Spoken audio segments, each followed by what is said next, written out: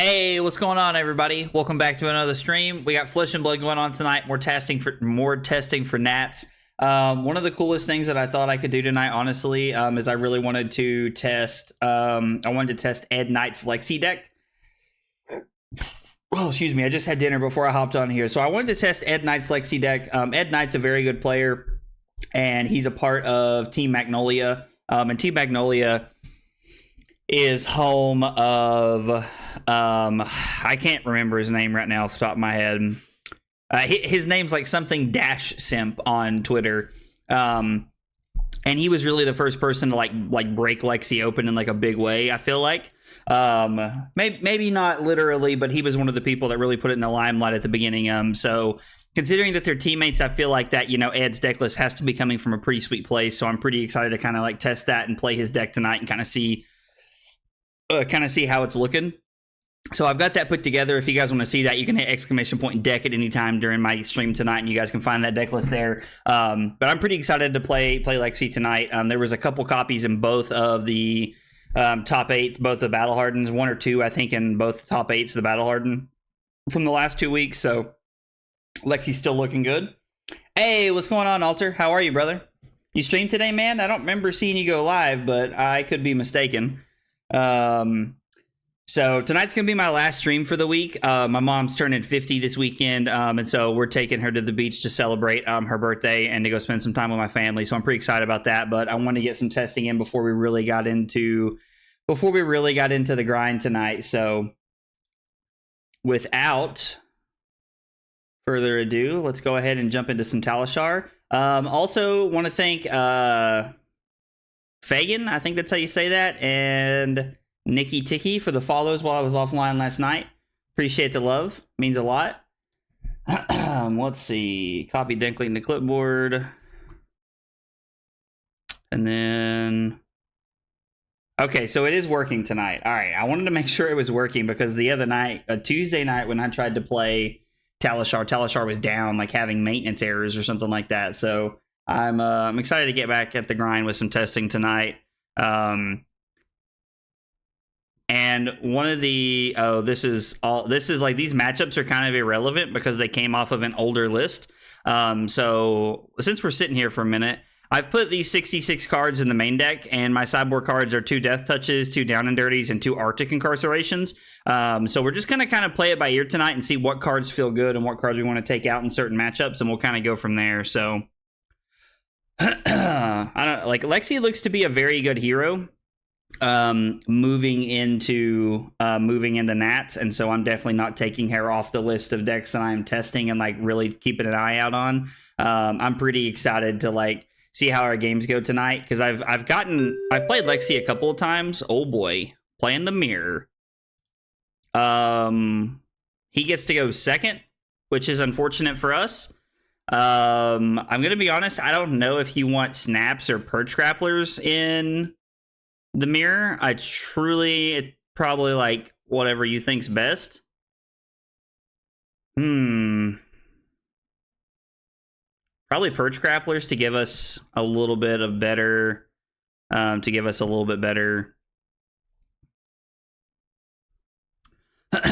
tempo. All right, so let's look at cards that we want here. So this makes our next attack cost 1 more, which I think is pretty relevant. Let's see. Fatigue shot halves the base of their next attack. That's pretty good. I mean, am I just throwing the death touches in there and just playing 68 cards? Withering shot's also pretty good. I don't feel like playing 68 cards is correct in this matchup, but I also don't know what we would cut. Falcon Wing is very good. We don't want to cut any of our blues. Maybe we're supposed to cut Remorseless because defense reactions aren't super relevant. And then I like Sleep Darts because it turns off hero abilities, which I think is pretty relevant. Maybe Drill Shot isn't where we want to be. Maybe we want to bump down to 60 and then go up to 62 because I know we want the death touches. So let's try it like this. I definitely don't know if this is correct or not. Shoo, we could try to set up the old Rain Razors. Like I think setting up Rain Razors 3 of a kind is pretty good here.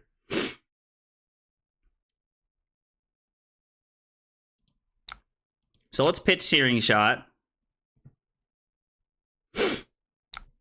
I'm going to load Endless Arrow with Go again. And then I'm just going to pass and see what my opponent does. If my opponent goes to load cards here, we might just try to go crazy.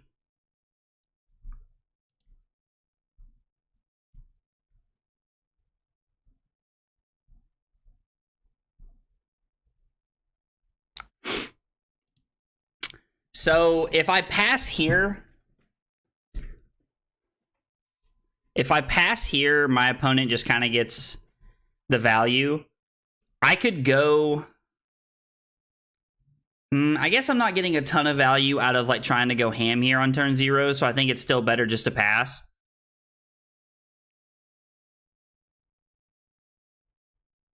If they load another card, we'll go for it. Like I was like, if they load another card, then we'll get them. So I can block Infecting Shot here. Although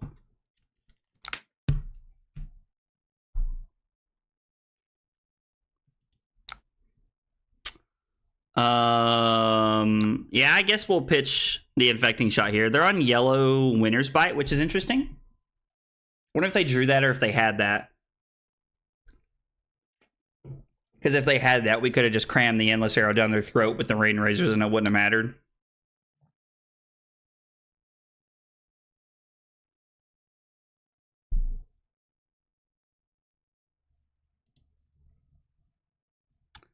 Interesting.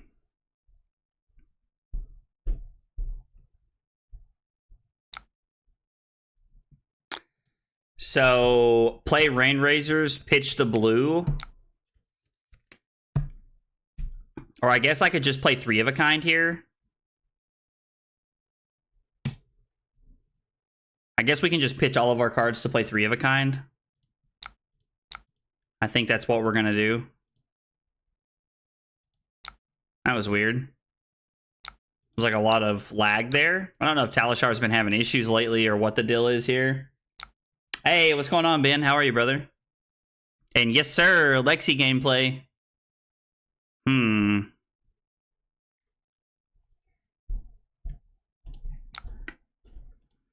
So let's play Rain Razors.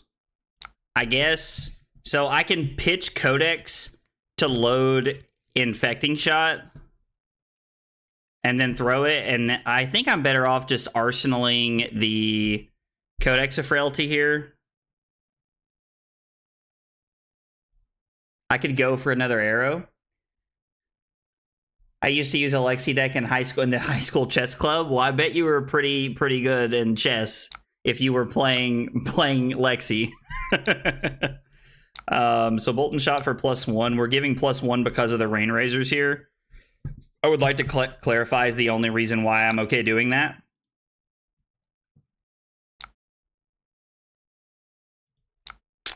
There's nothing to reload. And then we're going to come in for 6 here. And I'm curious to see if they decide to let this hit or not. They just take 6. Interesting. So I've already used Lexi once this turn. So I can load Endless Arrow for +1.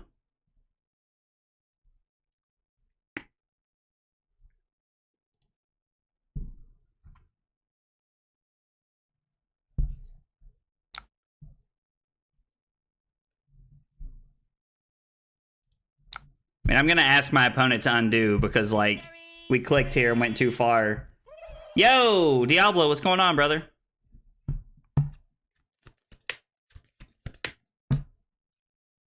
Appreciate the follow, man. I appreciate you making a kick just for me. Isn't Diablo so sweet? Okay, well, apparently my opponent woke up and was in a pissy mood today. Oh, my Endless Arrow... my Endless Arrow didn't have Go again. That's why it doesn't matter. Never mind. And then we'll... Okay, what is going on with Talishar tonight? All right, so we'll Arsenal this. This just feels like block a bunch here. Just for you, remind me to tell you the story about it later. I can't wait to hear about it. I'm already excited.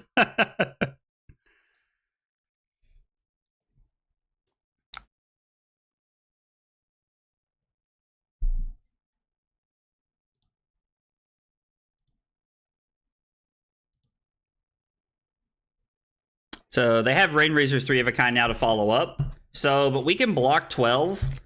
And then after blocking 12, we get to play Codex of Frailty and then throw Infecting Shot.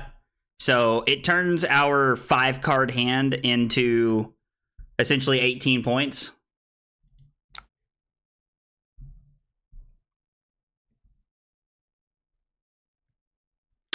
So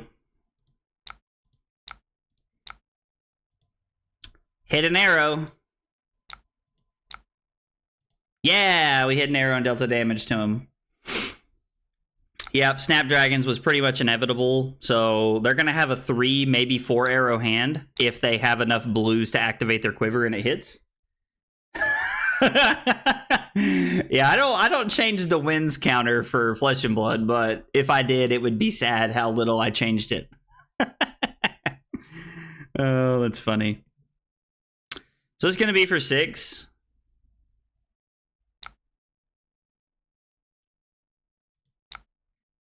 I mean, I'm just going to go ahead and block 6 here. Like, I'm not super worried about whatever they're going to throw. The Infecting Shot that could be for 7 here would be pretty bad for me, but... like, if they throw something like an Infecting Shot, that would be bad. Sleep Dart. Oh, okay, Bolton Shot's pretty cool. So they were baiting me out here. You only play games 2 games during a 4-hour stream? Well, it's not quite that bad. I wouldn't say that I played 2 games during a 4-hour stream. Normally, like, so with this deck tonight, I expect to get like 7 or 8 in between like now and 10 o'clock, if not a little bit earlier. So, but it's kind of what I'm expecting is 7 or 8 games. So, or like 7 or 8 tonight. Lutiful. I like that name. I am definitely doing a giveaway. I appreciate you pointing that out. So we get to load and then throw Infecting Shot. I guess we could do Fatigue Shot if we wanted to. Like, I don't know. Like, I think that Infecting Shot's probably just better. It's more damage, and we're already up in the life total race. And if we hit, we know that our top card's a yellow Bolton Shot, so I feel pretty comfortable arsenaling our last card. Maybe my opponent has another 3 of a kind they drew, so they're not going to care to block my Infecting Shot here. I mean, if they do, it is what it is. So, yeah, Diablo, the only reason I was getting like 2 games in, like I was getting about like 4 games in over the course of like 4 hours, and like that was just because of the hero I was playing. It's just the like what he does. So again, this is going to be a block 12 hand.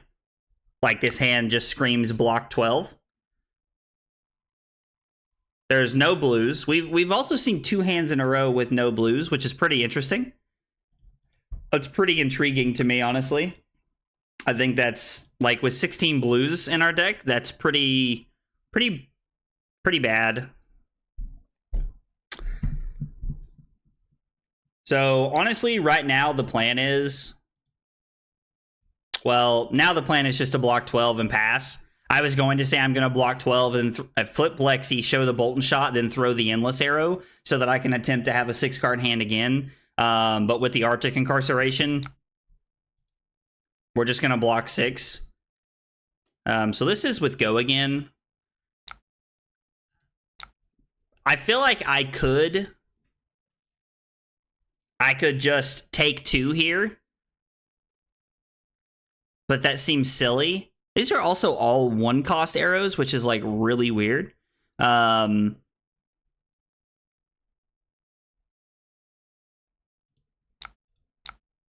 I think I'm just going to block this out, save some life. Like, let's just play it safe. The frailty token's protecting us a little bit here, so... I'm hoping that my opponent just wastes their Arctic Incarceration here. Okay, so if they give this +1, which they did... Ooh, and a Premeditate. So this is going to be for 9. Oh, now you want to undo your last action. How convenient that you did not give me the same opportunity. I'm better than that, so I'm not going to just, like, dick my opponent right here.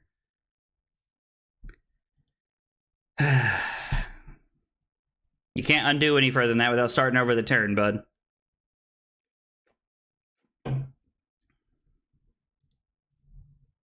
So we are going to start the turnover.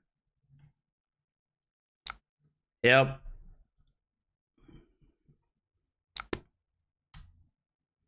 Like, as long as my opponent plays the turn out the same way, I'm okay with that. My problem that I run into is when my opponents start, like, doing things differently.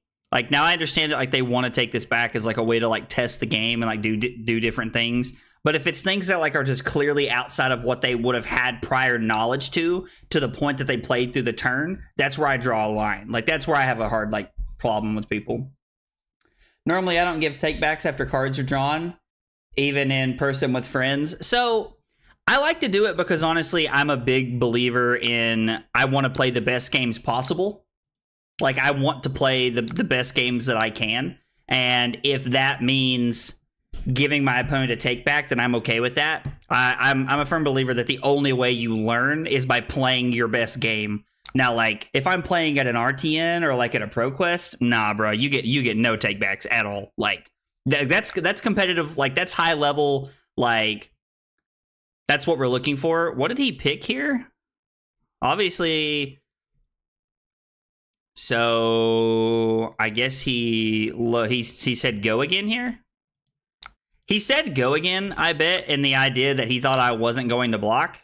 Like, that I was keeping my cards to try and play my hand. But now he's just going to take if my opponent's smart, he's just going to take a 6-card hand here and realize that I can't do anything. Yeah, okay. Good play by my opponent. He might pitch to the Pox token, too. Back to work. Good luck in your games. Appreciate it, brother. I appreciate you making a kick account just to follow me, man. That means a lot. Hope work's not too bad for you. I think you've only got... you only got an hour or two left. That's not too bad. My opponent chose to pay for the Pox token, which I honestly think is a very intelligent line. Okay. That is literally... That is literally 12 cards without a blue or a yellow. What?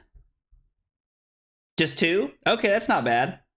With friends, if the line was clearly wrong or back value, yeah, we'll redo. So I think, like, what you were trying to say, Ludiful, is that, like, you don't let people undo things after they've been given new information. And if that's what you were saying, then I completely agree with that, because you're making a different decision based off of new information. And that's why I say, like, I give people the right to take things back, like, on a certain level, because I'm like, you know what? Like, if you're just like taking things back, and then, like, if you take things back when there's new information and you play differently, then I think you're a pretty crappy player. Like, that's just not cool, in my opinion. So I'm gonna block like this and try to hold out hope that maybe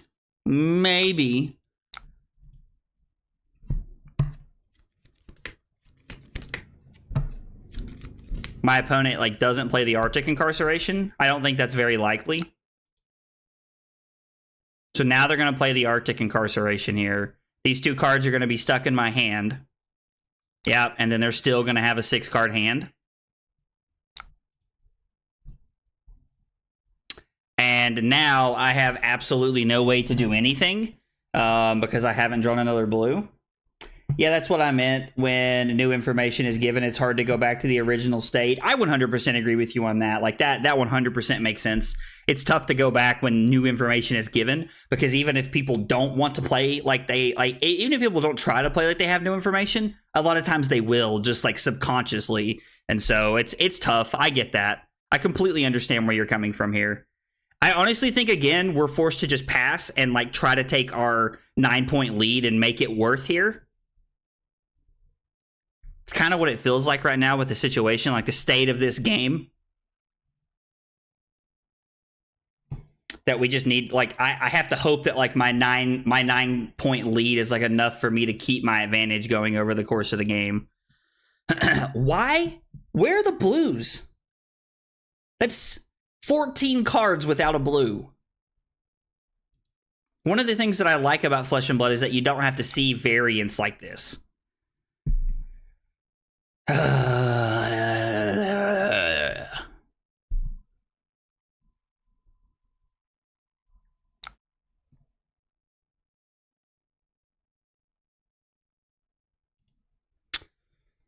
This also might just be block 9, flip Lexi, throw Endless Arrow, throw Bolt and Shot, and then Arsenal the 3 of a kind here, so that we get to have a. Yeah, sure, man. I do think it's funny that, like, even though I hadn't realized it yet, my opponent refused to let me take something back earlier. My opponent wouldn't let me take something back very early on in the game.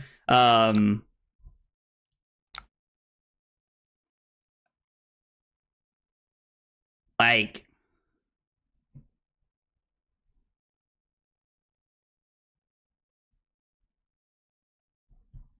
this on hit does nothing for them here, so I think I want to save my cards to block something later. I can go to 26 here, and then so the problem that I'm running into here is that I have absolutely no way to have go again with the way that my arsenal's set up. I have seen 0 pumps, and I've seen 0 blues over the last 14 cards, because I was hoping to draw a pump to be able to play my Bolt and Shot. Like, it's a card I was willing to take a chance with. 7 go again, huh?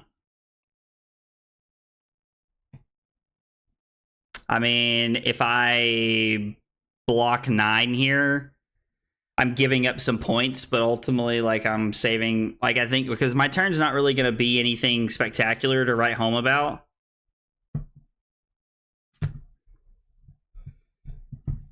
Like, so the pumps are Premeditate and Rain Razors. So I'm not guaranteed to see one in the next hand by any stretch of the imagination, but I do feel like we haven't seen one in 14 cards. Like, the downside of not running snaps, yeah, absolutely. It's one of the things that I was concerned about early on.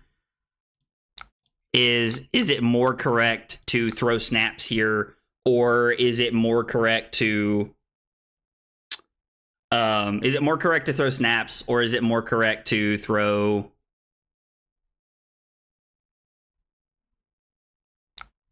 or to use snaps or to use Perch Grapplers? And since I was first to go first here, I made the now we'll just discard our last card. I made the conscious decision to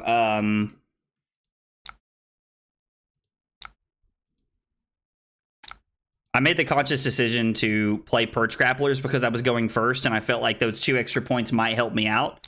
Now, to be fair, like, so if I activate Lexi and show Bolt and Shot, then I can throw Endless Arrow and see what they do. They might give me 2 cards here. They might give me a card in Tunic. Let's activate Lexi. And then let's throw the Endless Arrow. Let's see what they do, because if they let this hit and go to 19, it means they're going to throw 2 arrows at me. And then I'll probably just Arsenal the Endless Arrow again, because, I mean, I've got to be coming up on some kind of pump here, I would imagine. Like, it's a little bit of a gamble, but I think it's like it's an educated gamble, if that makes any sense. I think it's 100% correct to do this line. Okay, cool. Like, so it makes me feel better that you guys feel the same way. Because honestly, like, sometimes I question, like, what I'm thinking and what I'm doing.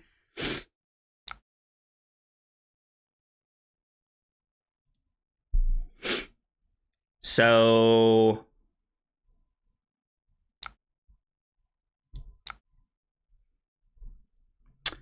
like, we can't really block this, even though I really want to. Like, this could be a bluff. They could have nothing. Like, this could be like an arsenal. Like, I don't know what they would arsenal here over just throwing at me. I'm honestly debating. So if I take 5 here, I've won and lost mirrors by the other player getting tons of value from the same endless arrow. I mean, yeah, like that's definitely like, it's like one of the key ways to win the Lexi mirror. So if I take 5 here, go to 15, and then if they play Codex, I'm in a bad spot. Actually, not that bad of a spot if they play Codex here. So, and if they reload an arrow here, they're missing out on a point from Voltaire, so I think that's perfectly fine. I understand that, like, 3 of a Kind is a card that naturally wants me to block, like, that, like, incentivizes me to block. Okay, so this is for 6, and unfortunately, I can't really block 6 effectively, which is pretty disappointing. So I can go Heat Seeker, Winner's Bite, Codex, just block everything. And then use Tunic to play 3 of a Kind. And then I get to have a 3-card hand, which means a blue and 2 arrows is pretty good for me.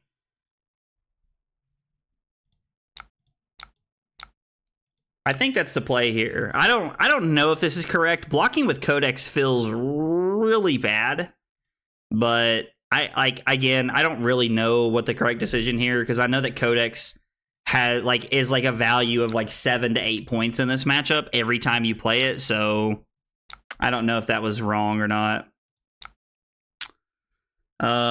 So let's go Tunic counter.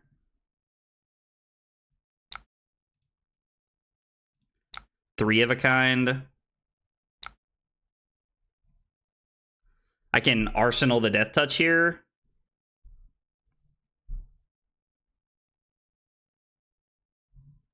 Yeah, this was not a great hand. So we get to do Bolt and Shot, go again. Bolt and Shot. So we get to throw 6 here, basically, and then arsenal my Death Touch. That doesn't feel great. I feel like our draws have lined up in an extremely awkward way this game. I could throw +1 on the Bolt and Shot. We haven't seen a Frailty Trap yet, but man, Frailty Trap would just be so bad. So, get out of here. God, I hate that this does this. Like, sometimes the new Talishar is worse than the old one was. And I really like the old Talishar. It was like, it wasn't flashy, it wasn't like anything else, it was just Talishar, and I really like that about it, honestly. Cool thing about arsenaling this card is that we pretty much have... Oh, wow.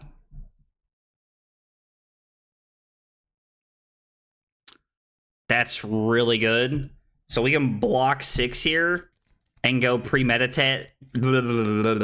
So if we block with Sleep Dart and Frostlock here, we can keep the Withering Shot and go premeditate into Death Touch. Maybe I'm supposed to keep...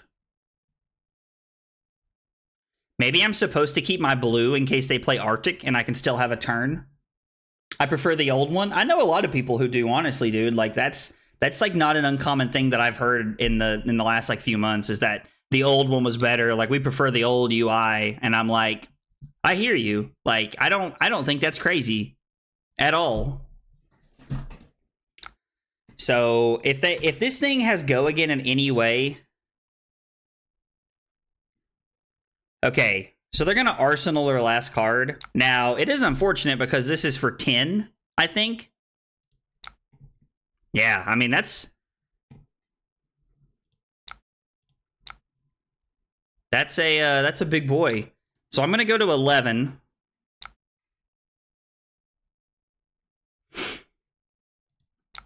And then I'm basically agreeing to go to 9.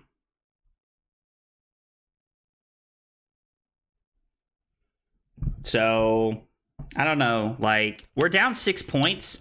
And honestly, we had a lot of awkward turns that we kind of, like, had to play through. And I don't really know if there was a way to, like, play around them or do anything differently. So, premeditate gives us a ponder, which is pretty great. I guess if we... Or I guess it could give us a ponder. I'm playing as though this gives us a ponder. So, I mean, this is for 9 points. And if it hits... Okay, so our opponent just agrees to take this. We're going to give them a frailty token because if they have 3 attacks here, then it's worth it. If we draw a crappy blue, we'll pitch to the pox token here. It should give me the option to, like, rearrange these if I want to. So, ponder first. No. I mean, 1, I can't, and 2, the Falcon Wing's just better in my hand. I mean... Okay. They have a 3 of a kind here. We might just get... I mean, I guess a 3 of a kind's only so scary.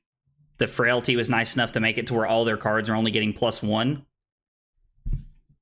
So right now, the floor of our turn is block 9 with Bolt and Shot, Fatigue Shot, Endless Arrow, and then flip, activate Lexi, play Codex of Frailty, throw Falcon Wing for 3, and then throw one of our 0-cost cards. So probably looking at an Endless Arrow is probably what we're going to be looking at. If we get into a weird spot where we're forced to block this turn, then we could also... Okay. Interesting that they lead on Codex of Frailty. When you do this, it tells me that your hand is super awkward.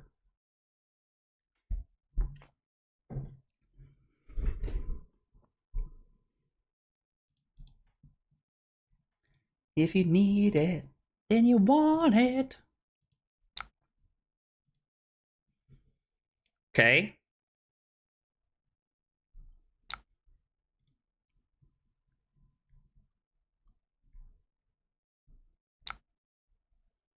So this is 5 go again.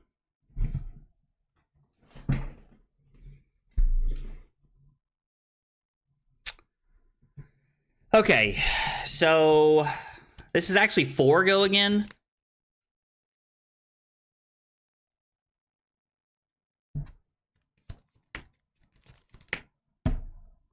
So we have to do some serious thinking here. Like, this is like some pretty serious soul searching here. So I'm either blocking with 1 card or I'm blocking with 3 cards. Like, those are the only options because anything else kills us. Oh, the Rain Razors. This is for 6. Okay, so the fact that this is for 6 tells me that we're blocking with all 3 cards. I wasn't considering that as... I'd forgotten about the Rain Razors. So we're going to block 6. And then my man's is going to throw the Searing Shot for 5. And I'm going to block 3, take 3, go to 6. And we're going to take the line that I talked about here. Now, my opponent here does get to have a 5-card hand if they so choose. So, like, it's not like we're just, like, blowing them out or anything. Okay, so activate Lexi. We're going to flip Falcon Wing. We're going to play Codex of Frailty. They don't have to discard anything. We are going to pick a 0-coster here.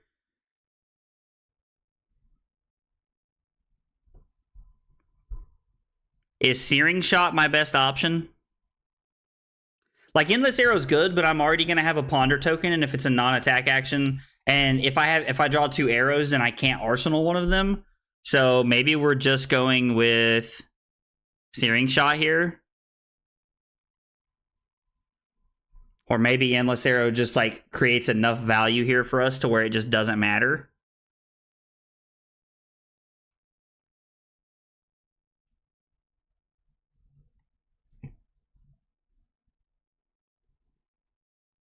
I don't know. I kind of like Searing Shot here.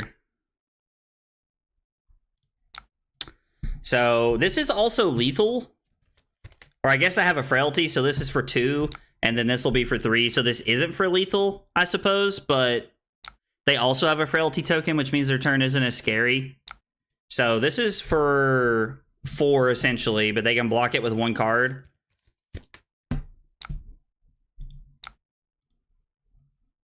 So it's 6/6, and they have a Frailty token, and we're gonna have a 5-card hand. Yeah, it's fine. It doesn't really matter which order the tokens come in this time around. Yeah, I mean, that's a fine card to Arsenal.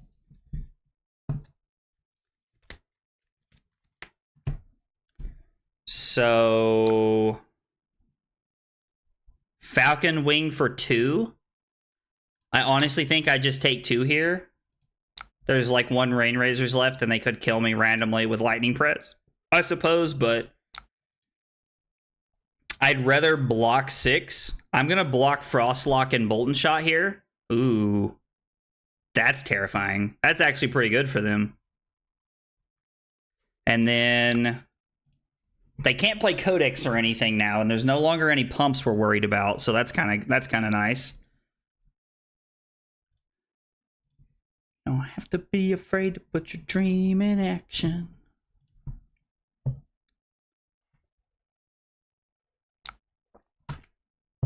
All right, what's this? Band of Remorseless.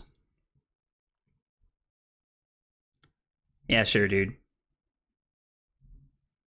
I mean, if nothing else, we're gonna throw the Hamstring Shot for 5. Like that's the like the floor of our turn. And I'm honestly surprised that they didn't block with more cards.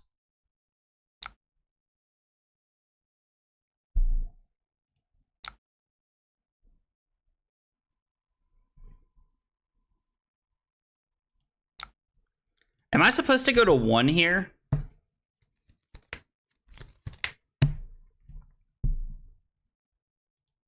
I think I'm supposed to go to 1 here. They have no way to buff this up. They have no way to do anything. Like, they get 1 more attack here, and then that's the end of their turn. They have to pitch a card to load a card here.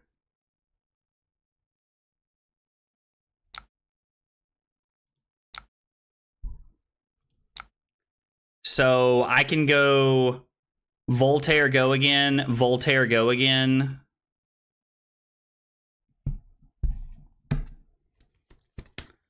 Or is it actually better to pitch Searing Shot to go Voltaire, go again, 1 resource left, use my last resource for go again, and then use Tunic to throw 5?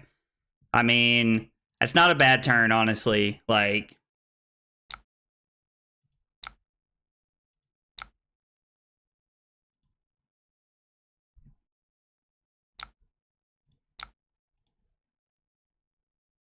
I mean, we can't fuse it, but it is just, I guess it's less points. I don't know what they would activate on our turn here. I'm going to pitch the Frostlock. We'll keep our Tunic in case something good comes up. So we'll go 2 go again. I mean, this is essentially for 3, so they can give us... They can give us a card here. 3 blocks 3. They'll probably hang on to something else. Yeah, I mean, it's smart that they waited for something else. And then we're going to load Voltaire. We're going to go again, and then they're going to have to block this one. And then they're either going to have to give us 2 cards on the last one, or they're going to have to give us card and New Horizon. Okay, so they decided they're going to give us New Horizon, so they're going to pitch Winter's Bite to play Art of War here. Okay. Okay. How many Rain Razors are left in our deck? 2? No Codexes, but 2 Rain Razors? It's honestly kind of scary in case I have to block. But could also just allow me to end the game at some point, so that's kind of cool.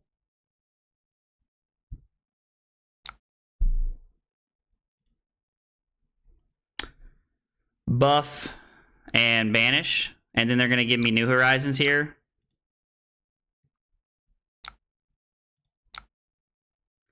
And then they're going to give me 1 card, or they're going to give me 2 cards here. They have to give me 2 cards regardless, but I still have my New Horizons to block with, so if they throw like a 1 for 5 at us, we can go... I mean, I guess they can throw 2 cards at us technically and go to 2 here, but it's going to cost them 1 more to play their first card. So as long as they accounted for that, they're okay. I don't know. There's a few things that like could come up here. Like this has been a pretty good game. I feel like had I drawn normal hands for a while, I feel like I would have won this game already. But I feel like we had like those like 2 to 3 hands in a row there that were a little awkward.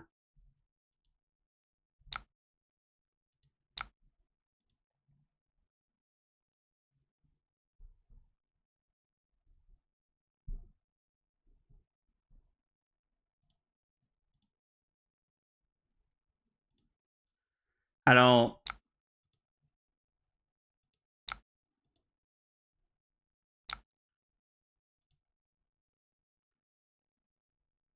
Oh, they had to wait for the chain to break with New Horizon. I see what happened. I was curious to know what happened there.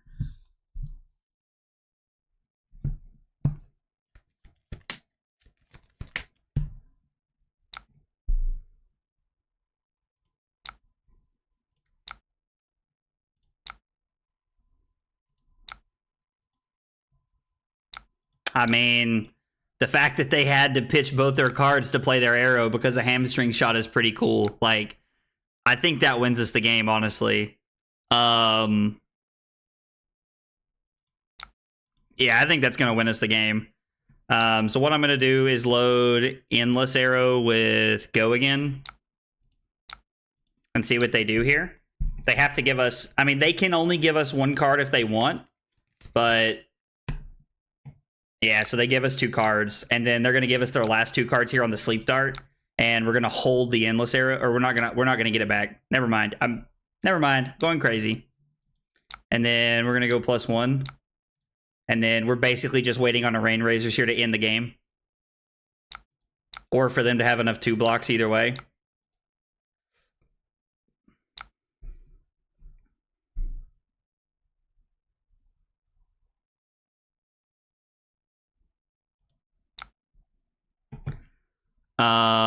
So this would make this for 8 or for 9 if I gave it +1. So doing this for play Premeditate, Heat Seeker for +1, pitching the Frostlock, and then if it hits, like if they block with 2 3s and a 2 and go to 1, and then I get to like have a face-up card and a Premeditate. So the Premeditate makes my hand automatically playable no matter what I hit off the top here. So I mean that's fine. I think this is a good hand.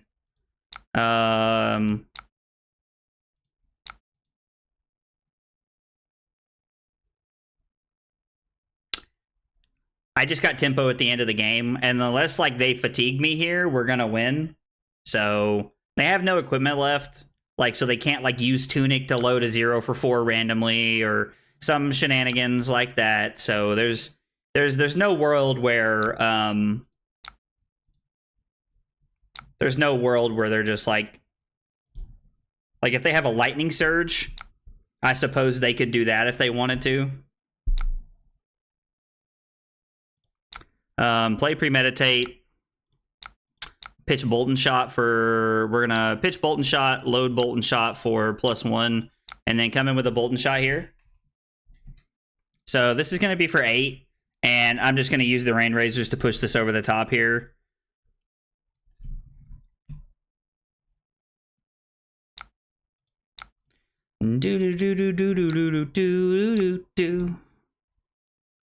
Take 3. Nice. Good game, opponent. And that was a good game. And honestly, like, I'm surprised we won that because I went first. And going first is extremely bad in the Lexi Mirror. Nationals testing. Alrighty. Wow, I forgot I'd played 29 games on Lexi. Talishar, Lexi. We went first.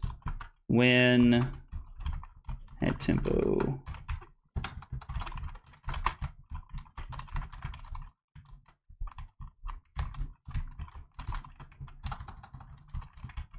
It also kind of helped me that like my opponent's first hand wasn't really doing a ton. So like their first hand didn't really do much. GG, thanks man, I appreciate it. I'm not very comfortable with the Lexi deck. Like it's something that I'm still trying to learn. And if it's something that I decide to roll with into Nats, then I'll have to put quite a few reps in, because like honestly I'll probably need close to like 100 more games on this deck before like I really feel comfortable with it. Anytime I'm playing against Vincent moving forward, I'm going to assume I'm playing against the Daniel Rutkowski special where he's playing pummels. That video got released last night or today. I can't remember which. That's right. Dab on him. I think this is definitely maybe this isn't a Perch Grapplers matchup. Maybe this is like a Snapdragon Scalers matchup, and I'm just supposed to like race them and use snaps. They're going first.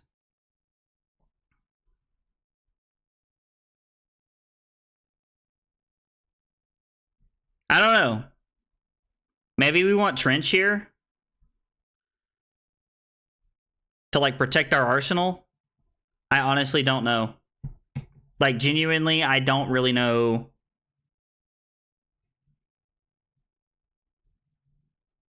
How's Taryn? Taryn's good. She's upstairs terrorizing Carly. Carly's packing for the beach for this weekend, so she's upstairs annoying her right now. Anytime Carly starts packing for something, it's literally like Taryn knows, and she just starts like being like on everything. That could be very good. I don't think Remorseless is where we want to be. I mean, they'll take more than one game action every turn, but oh, nice. What beach? I don't know what the beach is, but we're going to Miami. We're taking Shelly to Miami to see for her 50th. So I'm pretty excited about it. I think it's going to be a really fun weekend.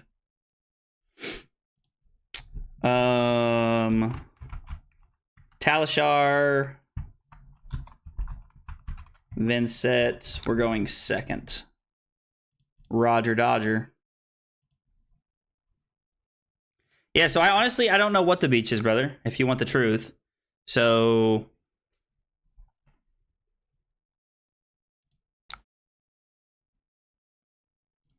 let's load one arrow and pass here. That's nice. Tell Shelly I said hi and happy birthday. Yeah, absolutely, dude.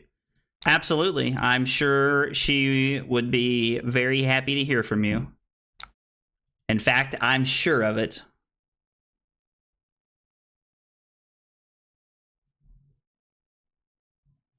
So this isn't the Daniel Rutkowski list because they're on Thorn.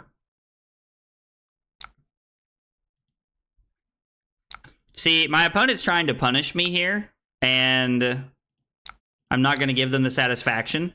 And if they want to give up their arsenal to Thorn me here, bet. If not, they just wasted a red Mavrian Skies. And honestly, I could not be any like that is so good with me. God, another all red hand.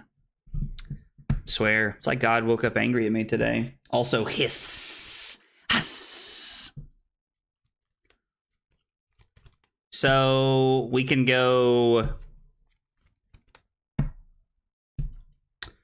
Drill Shot, Pitch Infecting Shot, and Fatigue Shot into Sleep Dart. Drill Shot for go again. We're going to Arsenal the Heat Seeker because it's just like one of the best arrows we can have. Drill Shot, we'll go again. I mean, Fatigue Shot would be really cool too because they throw a lot of bigger stuff. If they don't block with anything, I'll definitely be hitting the Diadic.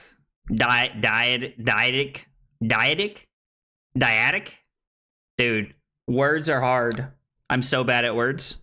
Numbers are much more my speed. Anybody that knows me knows that. Okay, so an activated. All right, so they don't get their hero ability. Let's hope this is programmed correctly into Talishar.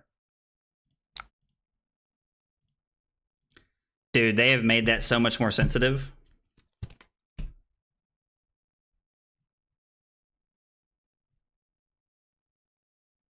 Yeah. It didn't give it to him. Nice. You love to see it. Dude, what is up with all these one-cost arrows? I must be sideboarding his deck wrong, honestly. Like, that's probably what's happening if I'm drawing too many one-costers.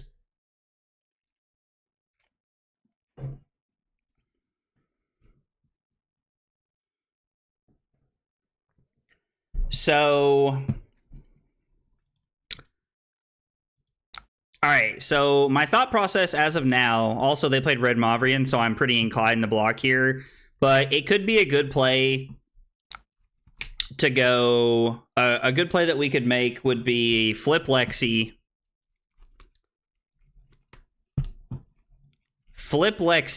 load Voltaire, pitching Infecting Shot.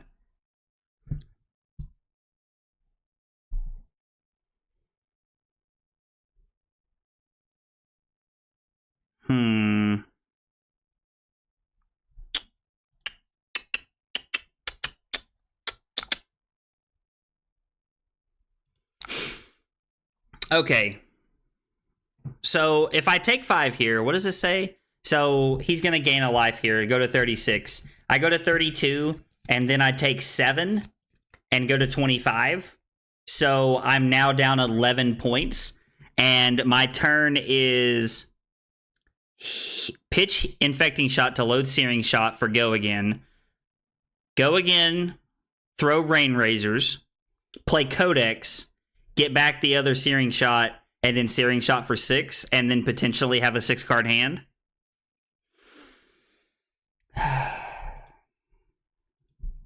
Another line we could take is block 6.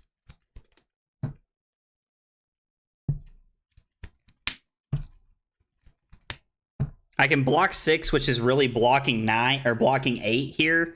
So if I block Searing Shot and Infecting Shot,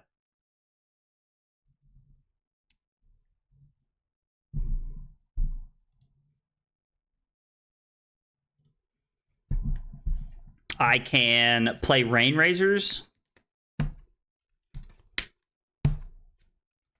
So it's throw 12 with a Codex effect, which means they probably discard, which means they discard a card.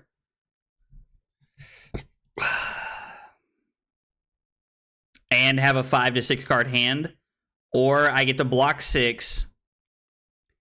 I get to attack. I get to waste a Rain Razors basically because I'm only going to use it for 2. I guess in order to get the most value out of my Rain Razors, I need to do it this way. I don't know. This is weird. Maybe I'm supposed to block with Infecting Shot and Codex here.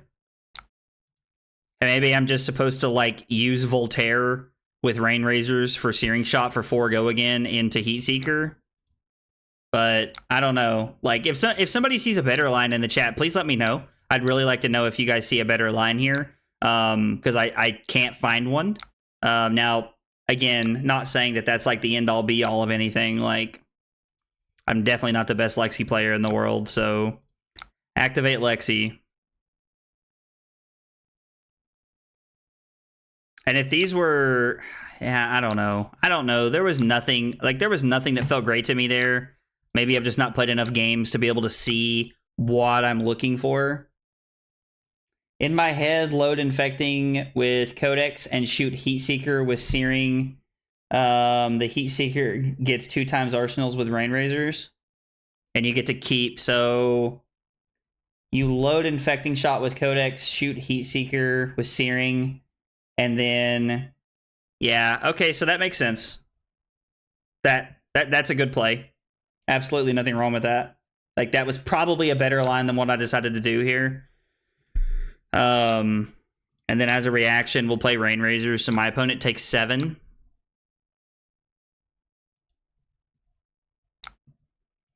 And then they are forced to decide whether they want to get rid of a card here.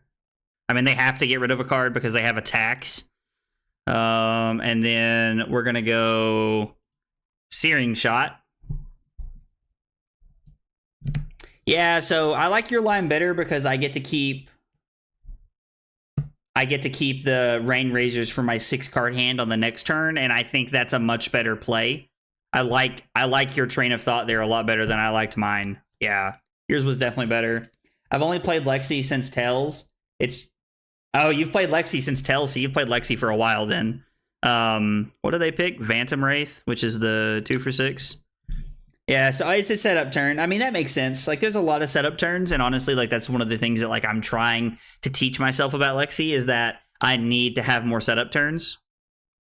So they're just going to put their arsenal on the bottom of their deck and take a 4-card hand, lose 5 here, go to 24. Lexi forever. Yeah, I have to say, there were a lot of, like, Lexi fans who definitely, like, came out of nowhere because they were super excited about Lexi being like as good as it is. I think this is a fine card to Arsenal. I can throw the hamstring shot here. Snapdragons.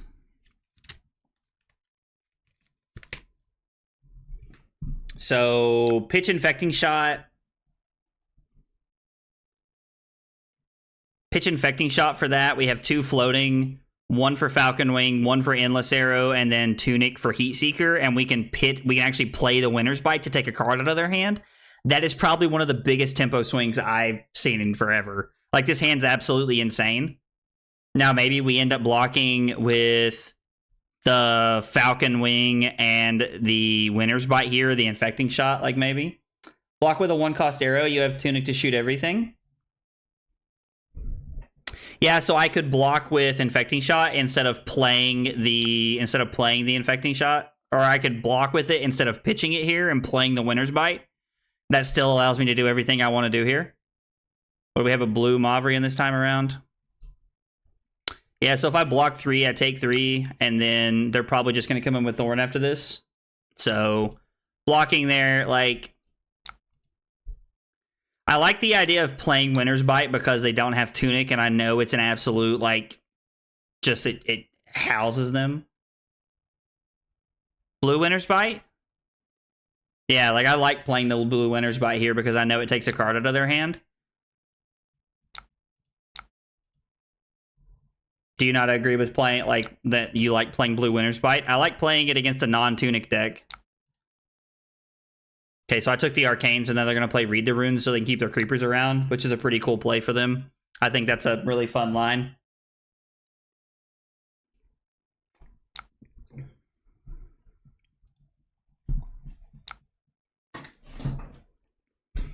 So I get to throw 5, 10, 14, 17. I get to have a 17-point turn here with a potential 6-card hand.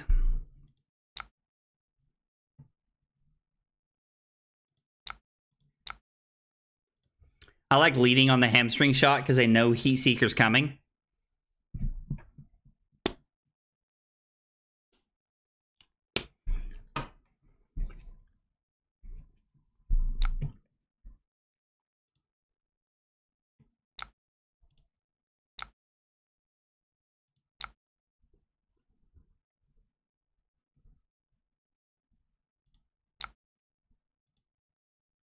I don't know, like, if my opponent wants to start the turnover here or what the plan is. Okay. Shoot Heat Seeker, give it go again. Load Endless Arrow. Again with Winner's Bite, Falcon Wing, +1. Yeah, so you wanted to end on the hamstring and I wanted to start on it. I think is the difference in our plays there. I would rather hit the Heat Seeker so that I can try to have a 6-card hand than I would hit the hamstring shot. But maybe hamstring shot's just better.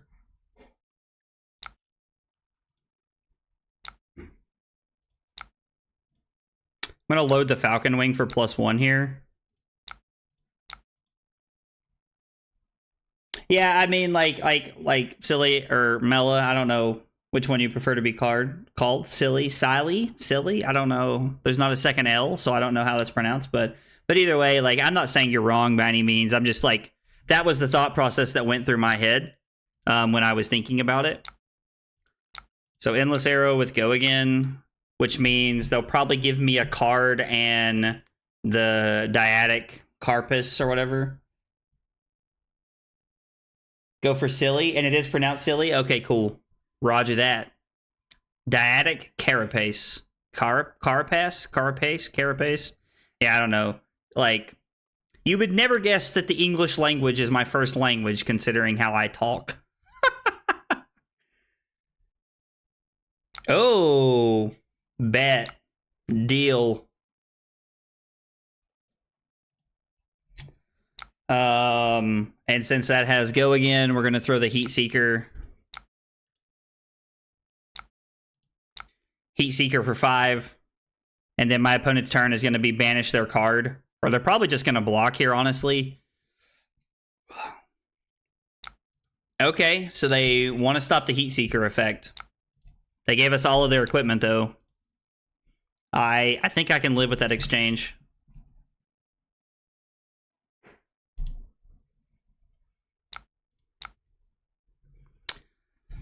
So, if we go premeditate 3 of a kind, we can try to do some pretty dumb stuff here.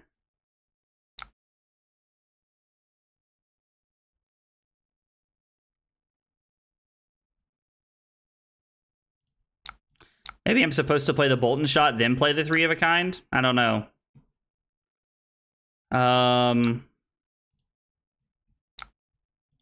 So we load the Bolton shot for +1, and then this is going to be for 8. On hit, get a ponder. On hit, we can reload. Which would be kind of cool, because we could reload the... we could reload the Searing Shot. They're just going to block 9. I don't think they realize this isn't going to work out for them. I like starting with Heat Seeker because they don't know what else you can come in with, so they kind of block blindly. That's fair. That's actually like a really solid way to look at it. Is that you're getting more value out of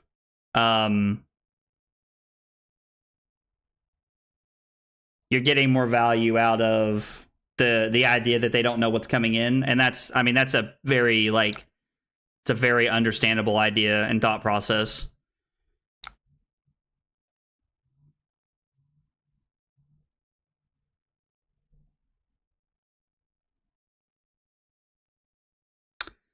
I guess I could... I'm going to see if my opponent will let me undo this. So it's better to activate Quiver here,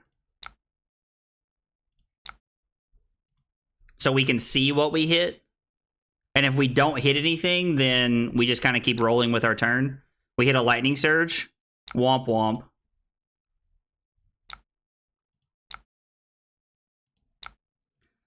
So this is for 5.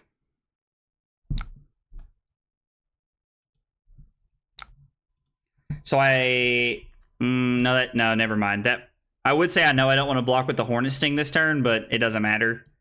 So they decided to keep their last card, which means it's a Rune Gate card. I am going to draw that Lightning Surge so I can Arsenal it and flip it up to give Go Again to something, which is kind of cool.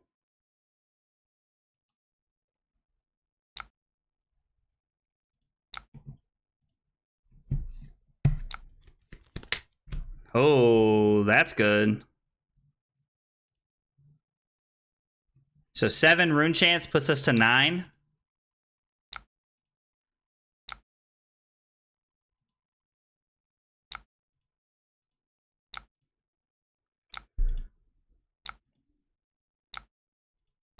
So it's 9 and 6.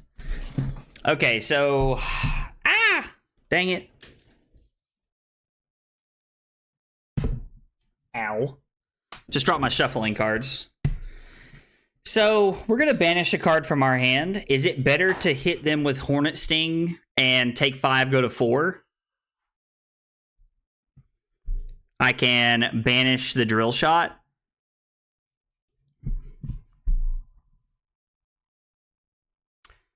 Your next attack this turn gains Go Again. So I can go Heat Seeker for 6. So... all right, here's what we're going to do. We're going to block there, take 5, go to 4. Hopefully put them to 13.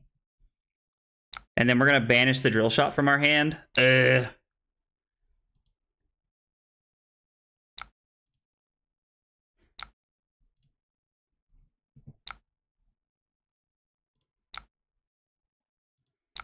We're going to banish the Drill Shot. We're going to activate Lexi. So our next thing gets Go Again because of Lexi's ability. So I'm going to pitch Infecting Shot to load Heat Seeker with +1. And so we're going to come in with Heat Seeker for 6. And I know there's a Codex on top.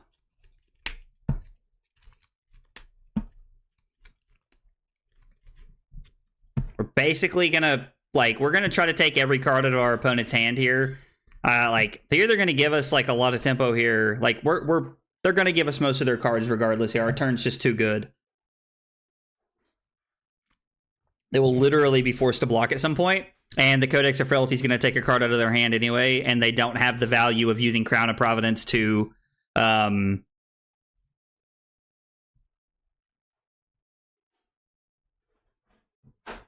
don't have the value of using Crown of Providence to give them a 4-card hand again. So they're just kind of up a creek here. And then just get it red Infecting Shot. So I was going to look and see what I had, but yeah, is there a red Infecting Shot in here? There's actually not a red Infecting Shot in here, which is interesting. I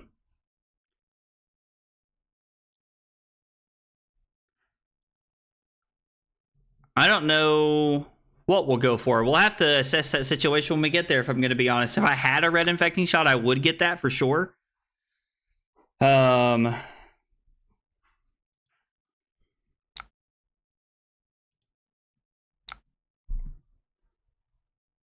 So now I can throw Lightning Surge with Go Again.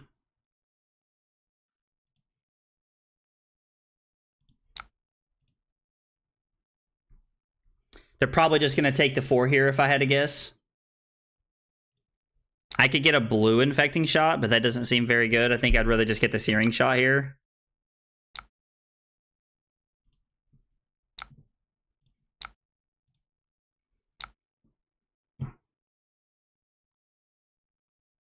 I could also get an Endless Arrow if I wanted to, knowing that Codex is on top. That gives me Codex and Endless Arrow and Arsenal, but I guess that's not really where I want to be at.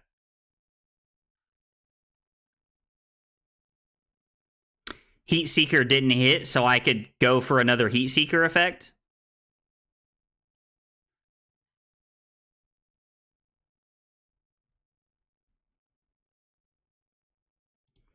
That might actually be the play, just to go for Heat Seeker.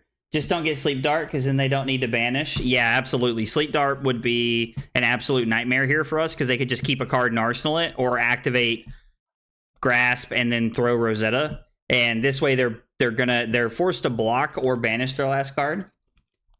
Yeah, so maybe Hamstring, so they can't attack. They can't attack no matter what happens here, I don't think. I mean, I guess they could get like one of these 2-for-6s and get them and throw them in here. But then they can't attack because they're going to have to banish their last card. I don't know. Like, they haven't played a Gloomveil or anything. Like, they could get a Bounding Demagon if they wanted to. Make a Rune Chant and then come in for 3 and 1 Rune Chant if they wanted to. But I don't think that they're... Like, I'm curious to see what they get here. I like that my opponent's name is Sauce. Give him the sauce.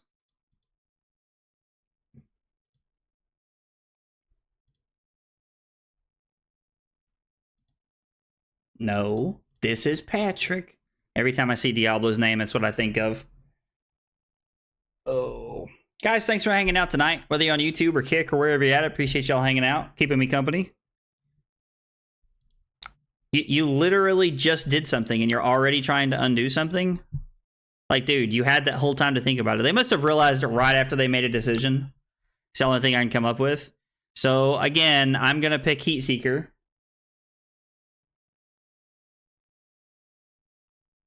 Hamstring makes it cost 1 more, though, and they have to banish their last card in their hand. So you're saying getting Hamstring Shot basically guarantees that we can play around them getting Bounding Demagon? I mean, that's fair. I'm going to see if they'll let me undo. So we're going to play Codex. I like the Hamstring Shot play here, actually, because it forces them to make a different decision. And plus, it's still a 1-for-5. It's still exactly the same. So Hamstring Shot makes them think. So, yeah, I mean, no, that's a good call. I didn't realize that they had a Bounding Demagon there. I guess they also have the Gloomveil. They do have a Gloomveil. I just completely looked over that. So... And every arcane damage we take is just like 1 point closer that I'm getting to dying. Because I have no AB. Set it up that way intentionally. I could have brought in Trench, but I think this is just a race. Like, I don't think that, like, AB is actually good, so... And you already got a card in Arsenal with Ponder. Yeah, that's true. So when the Heat Seeker hits here, I do take a chance of, like, having Codex and then, like, another card, like an arrow that I don't want to Arsenal because I won't have Go again then. So... It's very... What did they pick? They chose Swarming Gloomville. Okay. So yeah, it makes a lot of sense to go for the hamstring shot there. Oh, we put the Codex on the bottom of our deck. I was not considering that. The Codex went to the bottom. And then they can't do anything.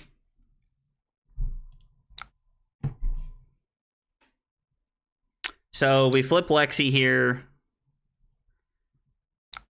I'm going to load Frostlock for Go again.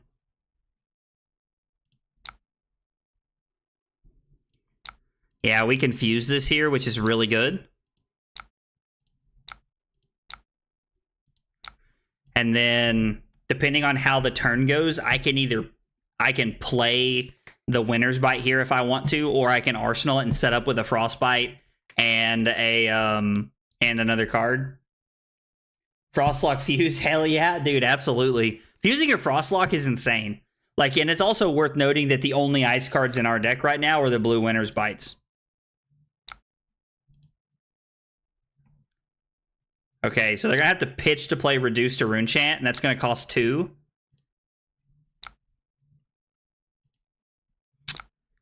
So I could Winner's Bite them. So if I Winner's Bite them, take a card, Bolton Shot for +1, which is 5. Shoot a Bolton Shot first, and then yeet Winner's Bite. Well, if I throw Bolton Shot for 5, what if they block?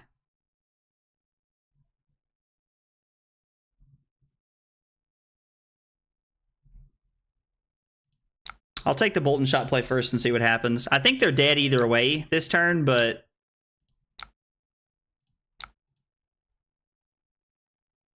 If they block with both cards right here, I'm totally okay with that because I get to get the Endless Arrow back. And then I'm just going to Arsenal my Winner's Bite here and then save it for next turn. So they are on the Rutkowski list. Never mind, I wrote before I saw that they blocked with 2 cards. Oh, gotcha, okay. Yeah, so I think playing the Winner's Bite first would have won us the game right there. I'm not 100% on that, but I do think that's exactly what that would have done for us.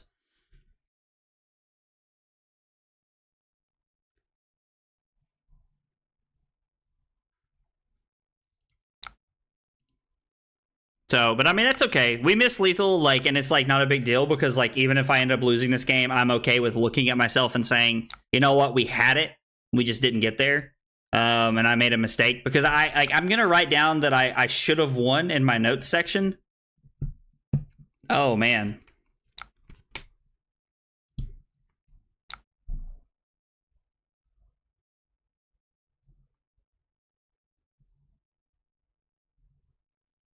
Well, we're gonna block 3. Could get lucky with the quiver. I mean, hey, we could have went for the quiver right there. We could have. We would have hit a Falcon Wing. We would have gotten extremely lucky with the quiver had we went for it right there. I honestly think that if you're gonna play the quiver, you kind of have to take your chances sometimes, and it just has to be worth. Like, you just kind of have to make that decision. Always Arsenal Endless if they are on low life. I mean, so like Arsenaling the Endless gives us a... Like, it definitely would have given us a better shot because we block with Falcon Wing, go Premeditate, Endless into Endless, which would have been insane. So, yeah, no, like that. I do this to myself sometimes where I think that Arsenaling, like, an ice card is just going to be better for me, and it just, like, literally never is.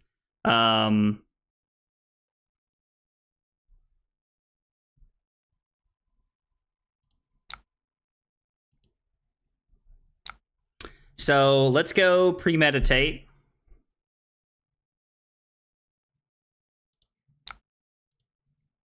Use my Tunic counter. Endless Arrow with Go Again. And so this is for 7 Go Again on hit, make a ponder. Yeah, you always want 3 arrow turns. Yeah, that's just me playing like a dweeb. Just me not like really like thinking about what I was trying to go for there. I chose Go Again because if they let this hit, we could throw the Endless Arrow again, and that would have absolutely been backbreaking for them. So we'll just Arsenal this here. Nah. This is kind of ugly. I can't fuse the Frostlock, which kind of sucks, but...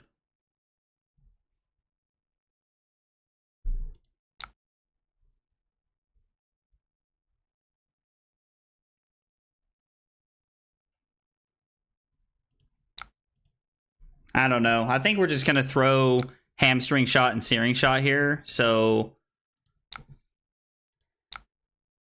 we're going to go again on the Searing Shot here.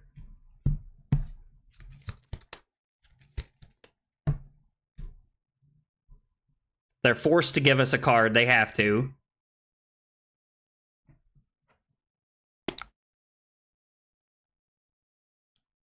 Yeah, so if they had a D-React, like...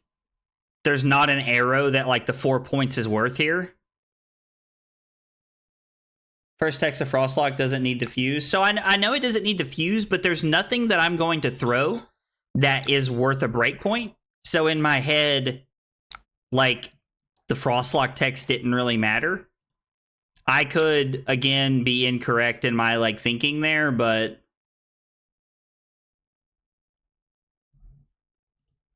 yeah, attacking with Falcon Wings definitely the next play.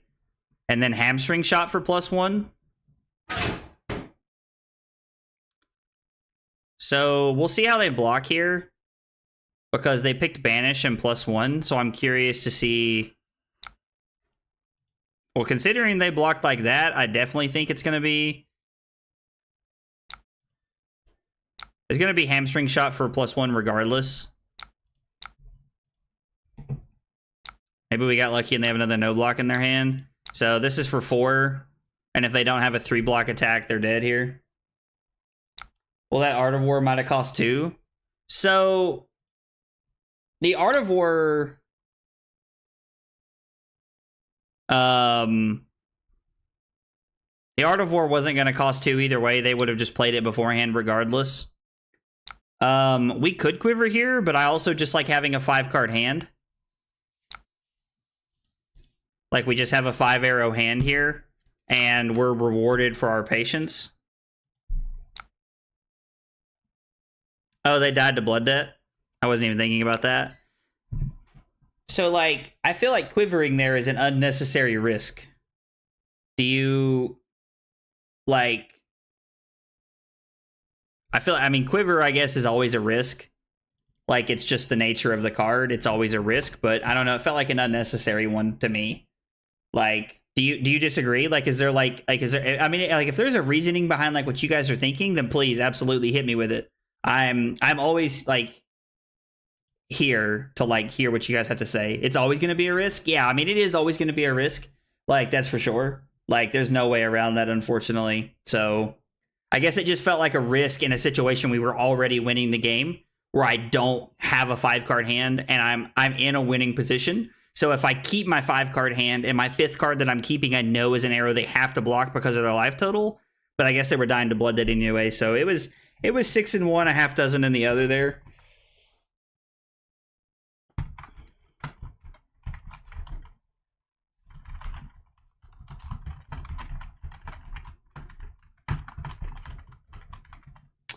All of Lexi's like on hits are just so backbreaking for like so many people. That's right, Ben. 2-0 with the Lexi deck feels pretty good, have to say. I won't lie, I don't really have many expectations when I play Lexi, honestly, just because of my lack of experience with her. I have absolutely no clue what we're supposed to do here. Let's hope that we got matchups in here. Dromai, we want to go first, this says.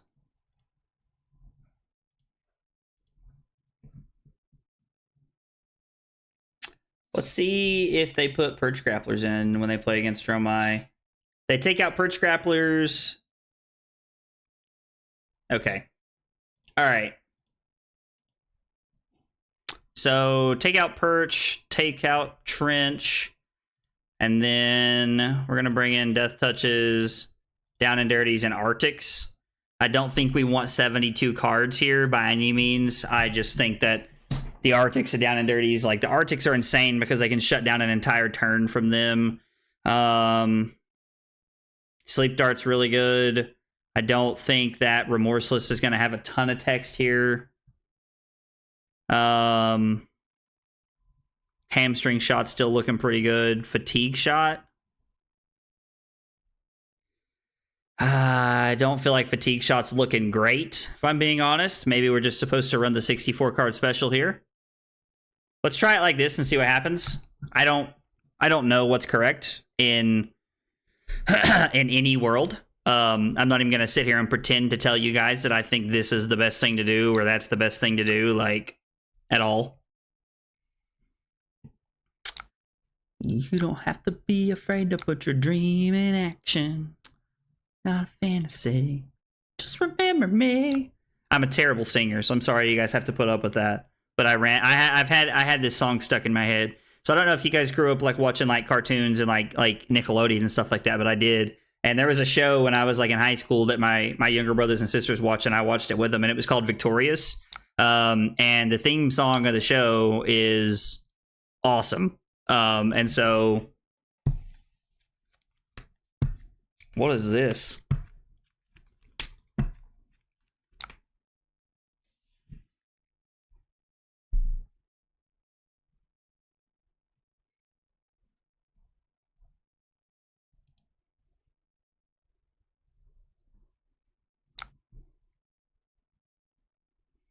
This is 30 kinds of weird.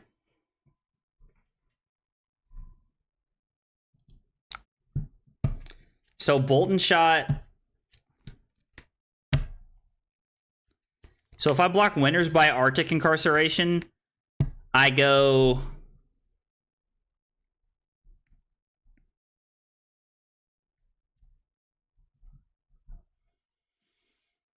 Pre-Med Bolton Shot. I don't think I'm supposed to block like that.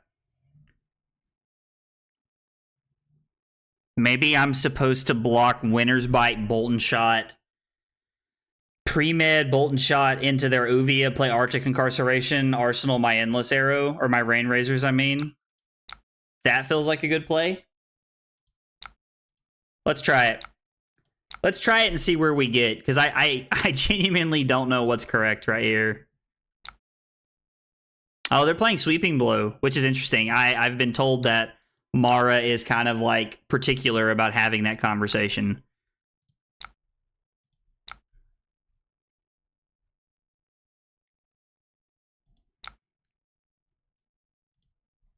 I think we still get to reload, which is cool, because we get to give them 4 Frostbites here instead of 3, and then we just get to arsenal our Rain Razors here. Feels like a pretty sweet turn. So play Rain Razors, play Bolton Shot, Infecting Shot, Codex of Frailty. I'll have 1 resource left over, which means I can Infecting Shot, or I could... I'm just going to take 1 here. I don't have a popper, and they're not doing anything else. I'd rather get on the board here early. Any Fortnite tonight? I'm going to be honest, I didn't really have Fortnite on the agenda, but I'm not like ruling it out. I never know when I'll get done playing cards. I got a lot of testing to do, so I might be on. Are you playing tonight, Slayer? Are you streaming tonight, brother? Or even if you're not streaming tonight, are you playing Fortnite tonight in general? I might be playing a little bit later. My day tomorrow ended up being a little bit slower than I thought it was going to be. I thought tomorrow was going to be an absolutely crazy Friday for me, but ended up not being. It's not going to be. Nah, not tonight. Still working. Oh, okay, gotcha. Well, I appreciate you coming by and hanging out, man. I know that you probably don't understand what's going on with cards and stuff, but I appreciate it, man. And yo, Shark, I appreciate the alert, brother. Hope your stream goes well. So, flip Lexi. pitch Bolton Shot to Frostlock. And that stops any sync blows they might have. So Frostlock is for 5, Infecting Shot is for 7, and then this is for 6. Or I could throw the Infecting Shot twice. I think that's better. I like that play a lot better. I think that plays just better. Okay, so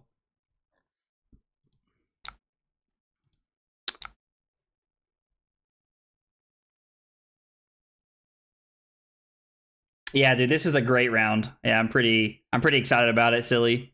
Yeah, I have no idea what's going on right now. Brother, it is completely okay, man. I understand that like this is like kind of a foreign language to some people. Like just like if you don't live in this world and like play cards like this, like you don't really understand what's going on. So I completely understand here.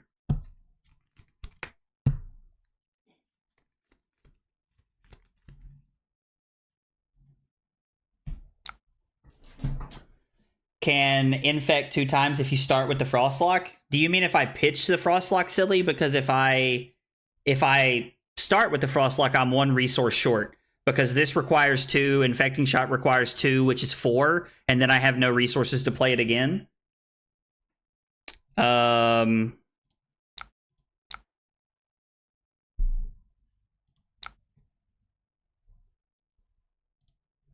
I'm actually going to pass on reloading here because I can't flip anything. Sorry if this is a dumb question, but is this like Pokemon? Dude, one, I'm a firm believer that they're like, if you don't know what's going on, there are no dumb questions in my opinion. And yeah, it's just a strategy card game. It's like Pokemon. Yeah. Like to like the naked eye saying it's like Pokemon's a very good way to describe it. Yeah, absolutely.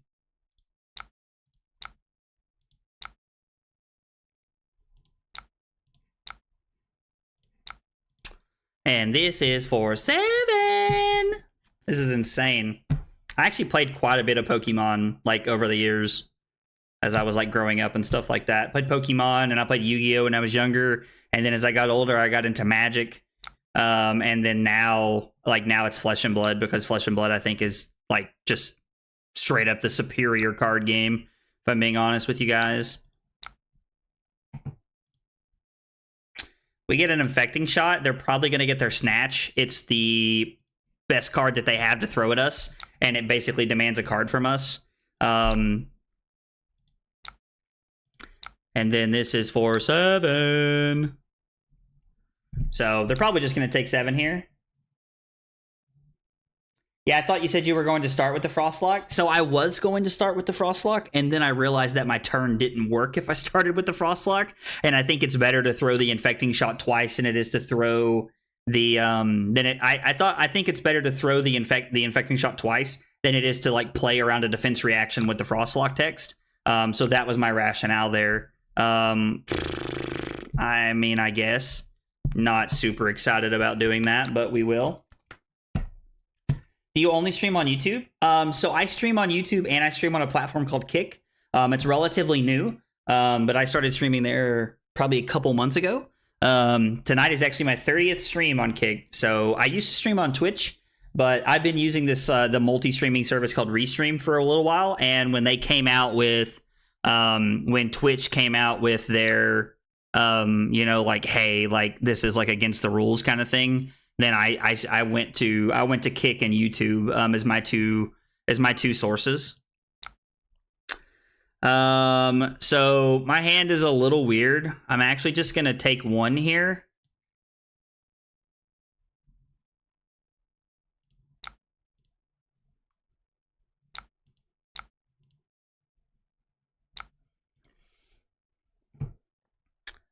So I'm actually just gonna pop this, like.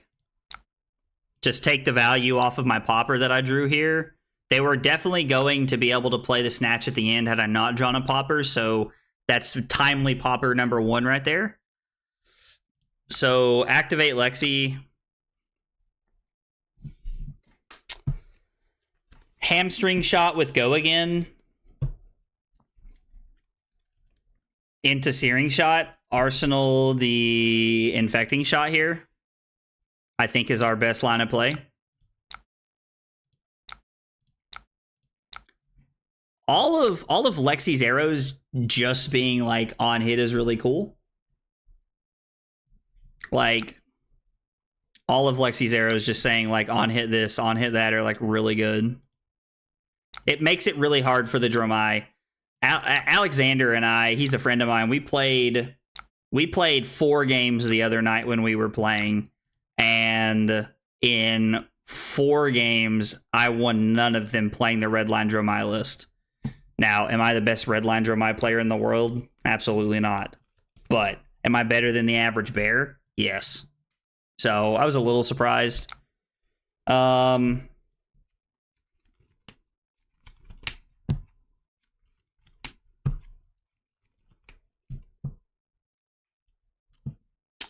Remember that Hornet Sting can save you if they start with Ash Wings. Kind of works like a popper. Yeah, it's really good. I'm trying to save it for when I feel like I need it to bail me out here. I could just go for it right here because I don't really have a way to like pop the Caloria. So the other thought process I have here is take 1. Like, I need to draw an endless arrow so I can start like machine gunning these dragons down. Okay. So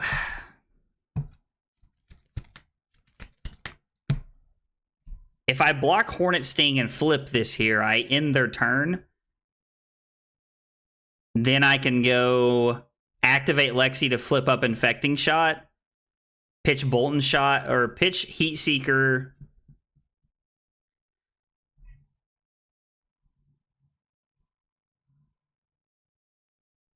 When this hits. So actually what I'm gonna do is I'm gonna block with Hornet Sting here and hope to hit arrow so we can stop their turn. Then my turn is gonna be load Heat Seeker. Load Heat Seeker with Go Again at the Caloria. Take 1, block with Tunic and Heat Seeker on... So take 1, block with Tunic and Heat Seeker, and on your turn, attack with Sleep Dart, Go Again, and play Arctic.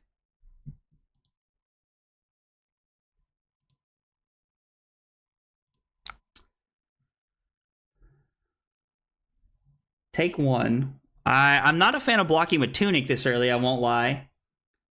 Block with Tunic and Heat Seeker, and on your turn, attack with Sleep Dart.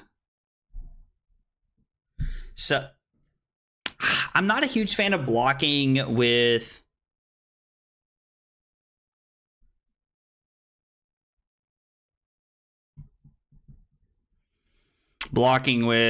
Tunic this early on. I mean, I want to be aggressive, but I also don't want to throw the game away because I was trying to play too aggressively here. So if I block Hornet Sting here and we pop this, I then throw Heat Seeker at Caloria because it says whenever it hits, which is really good. Play Arctic Incarceration. And then I have a 6-card hand with Snapdragons up. I think that's our play here. I think I'm 1 for 2 with this so far. And I completely whiffed. Oh, that's so bad.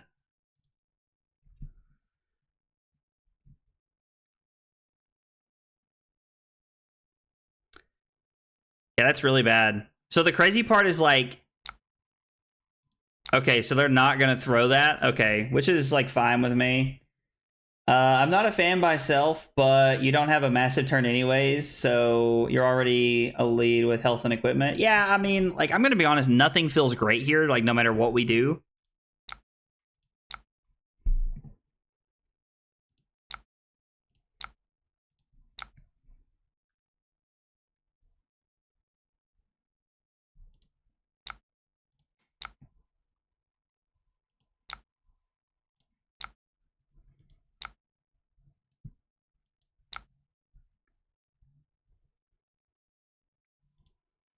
So we kill the Caloria and give them 3 Frostbites here.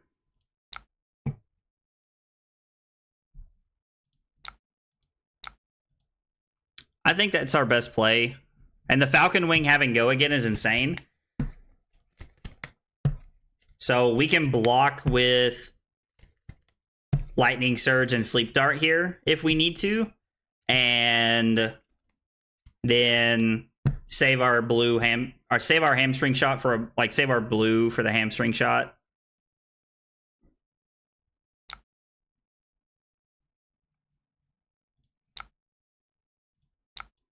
Frostbites go away. I mean, they might snaps here. I doubt it. They have a Caloria in their hand that they showed us on accident, so the heat seeker strikes twice. Yes, sir, it does. So block Sleep Dart, Lightning Surge.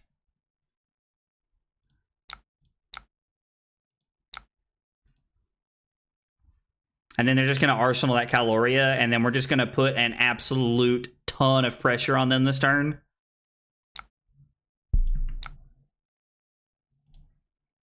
Yeah, we're gonna put a lot of pressure on them this turn. They decided not to snap, which I think was a good call.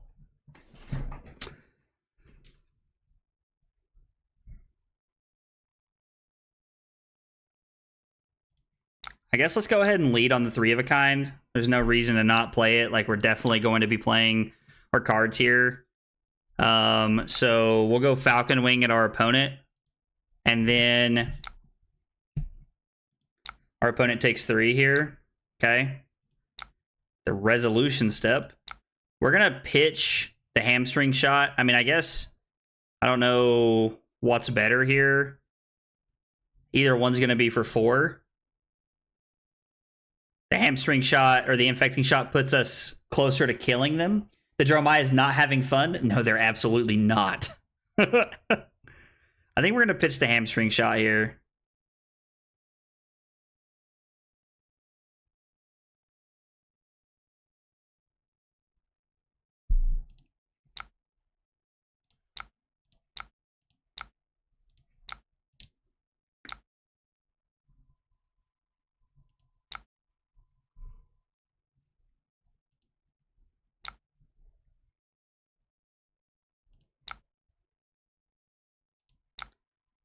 And then we get to go infecting shot.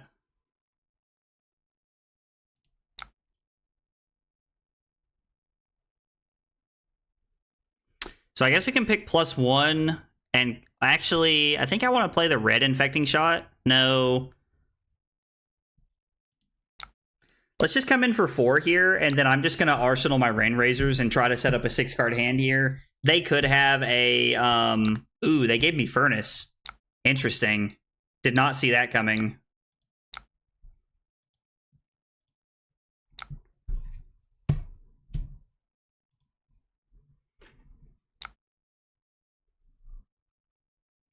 This is not the hand I was looking for.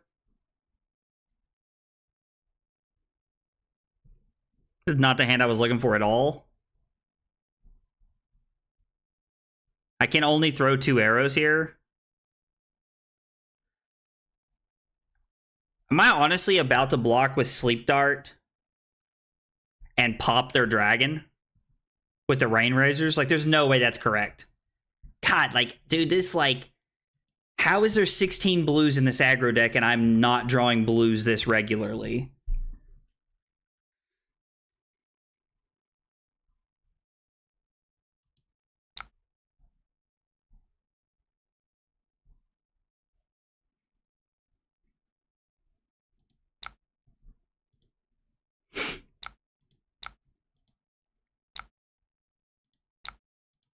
Yeah, I'm just going to take this here. They're probably going to play this Caloria. They're going to play Snatch.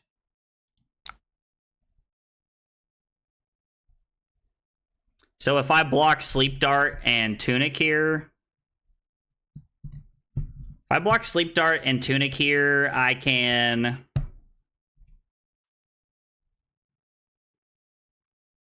Rain Razors, Endless Arrow, kill their Chromai, throw Infecting Shot, arsenal my Endless Arrow. I think that's fine. I have to play the Rain Razors, though, just because of the way my hand lined up. Oh, he didn't have to use snaps. He just had the Kyloria. I mean, I'm just going to give him 4 here. Like, it's absolutely not worth doing this.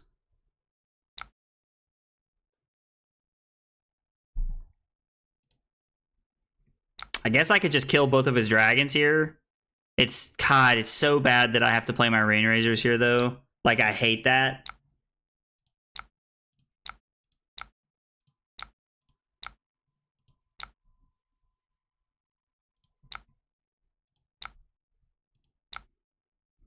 God, we set up such a good hand, and they just...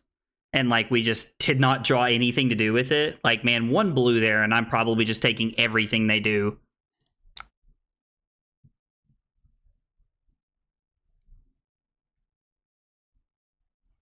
I mean, there's 2 down and dirties and a death touch in our deck. Not a huge chance that we just draw it, but we could. I'm only up 10 points. Maybe it's not correct to throw the infecting shot. No, let's take this back. Maybe our opponent will let us take it back. Then they might like send a message that says like, get wrecked. Like, should have thought about it before you did that. I mean, like, honestly, so like considering they've put the request to take things back in, like,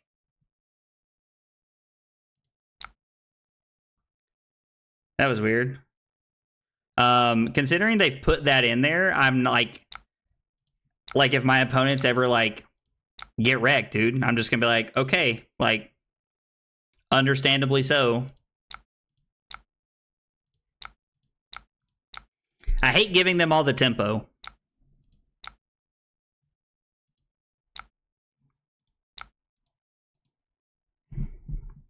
So we didn't draw Popper.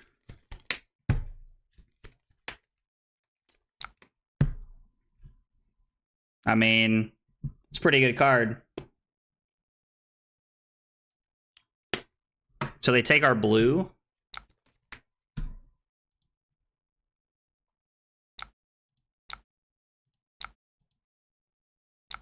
I mean, if they have another snatch to play into this, like, then, like, good for them. Like, that's, like, a pretty good line. It's another Kyloria. So, Endless Arrow, the Chromai, snap. Searing Shot at them, Infecting Shot at them, pass.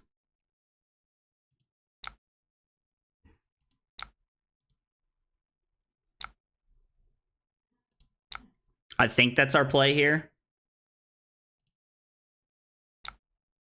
It's like if they draw a snatch here, it's really bad for us. I could also just lead on the infecting shot at them. I think it's better to... If we lead on infecting shot at them, they don't know...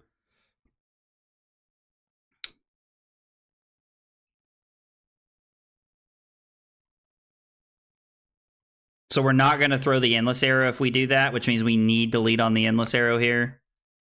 Like, the Endless Arrow is definitely just the play.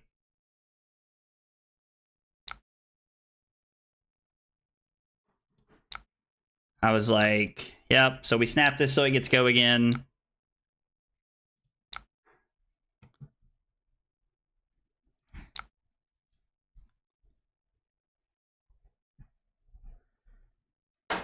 So...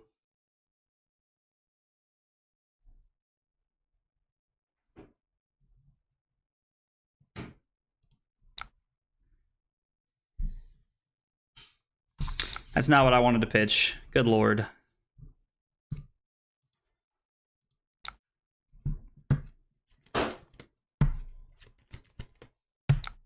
See, it's funny because, like, these are things that, like, won't happen when you're playing in real life. Like, because you're saying them as you're doing them. So we're going to load the Searing Shot with go again. Throw the Searing Shot at our opponent. Let's put some pressure on our opponent. Force them to decide whether they want to take 5 here or not.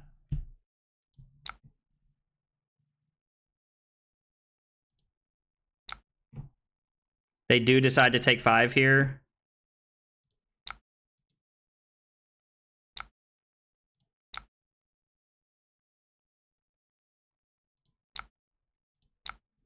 We're going to kill their Kyloria. Like, let's just keep their stuff off the board here.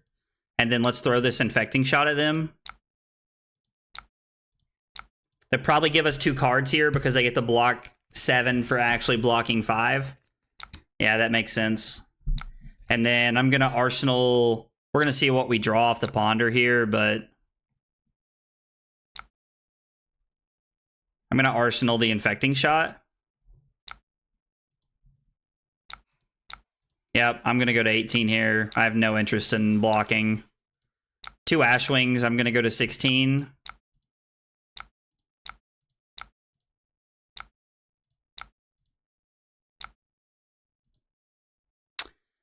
Again, I haven't seen a popper, so like we're kind of just hanging out for the time being, but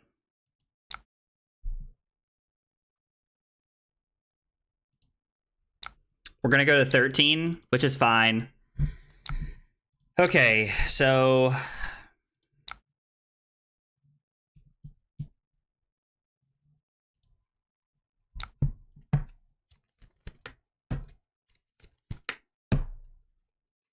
I get to Endless Arrow the Asvali.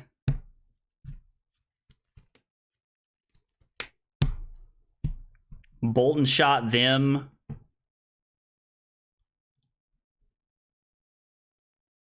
I pitched a Winter's Bite earlier, so there's still a Winter's Bite in our deck, I believe.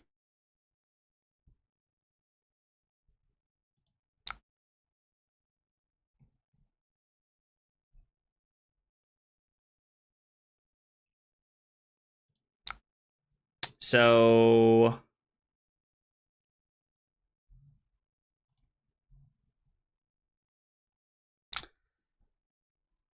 Frostlock costs 1. So it's definitely just going to be Bolt and Shot for +1. And then we'll attack our opponent for 5 here. The Dromai's really played well and pulled the game back here. Like I tip my hat to the Dromai player here. It's either a mix of them playing well or me playing like garbage. And like I don't think that my opponent has played poorly at all. So I like not saying I've played perfectly by any stretch of the imagination. I am not a great Lexi player, but still.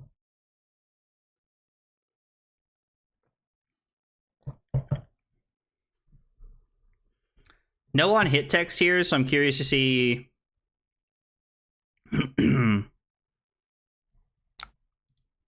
They went for blocking 6 anyway, huh? Interesting.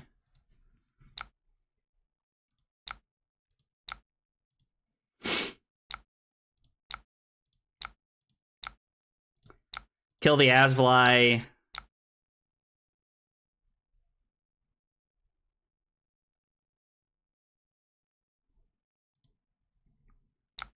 This gets go again. And then throw the infecting shot at them for 5. And then we'll Arsenal. I guess I can go to activate Quiver here.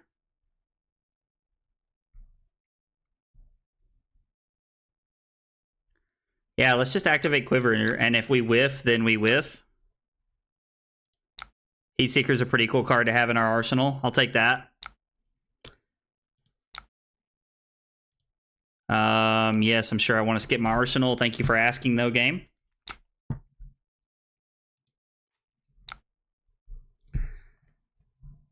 So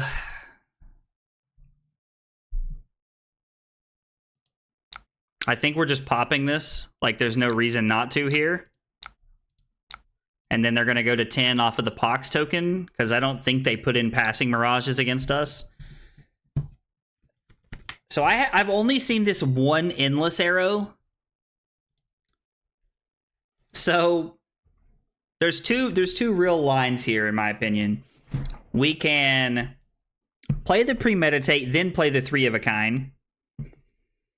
Pitching the Endless Arrow, which leaves us in a pretty, like, Endless Arrow-y spot, which is not where you want to be against Dromai. We can pitch the Premeditate to play 3 of a kind. Like, this seems like a good turn to put on a lot of pressure, so I think I'm going to go with Premeditate into 3 of a kind.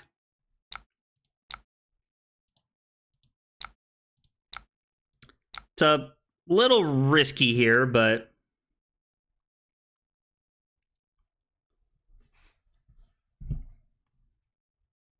I don't think I want to heat seeker effects. I was honestly just gonna like go Bolton Shot for +1 so that Bolton Shot would have been for 7, and then I would have thrown the heat seeker for 5. I saw what happened, but my opponent conceded. So, I mean, would my opponent have like conceded there in real life? I don't know. It's hard to say, but like either way, we'll take the win there. Talshar, Lexi, we went first. Or no, we played against... I'm playing Lexi. We played against Stromae. Win. Got ahead early. Used Endless Arrow to keep the board. That's not how you spell board. I can't spell now. Clean. All right, well, 3-0 on the night feels pretty good. I mean, I won't lie to you guys. Like, being 3-0 with a deck that I don't play very regularly is a pretty solid feeling. Looking for Lexi, Icelander. All right, looking for Lexi. Aww.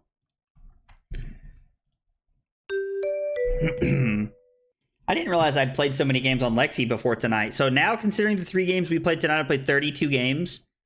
And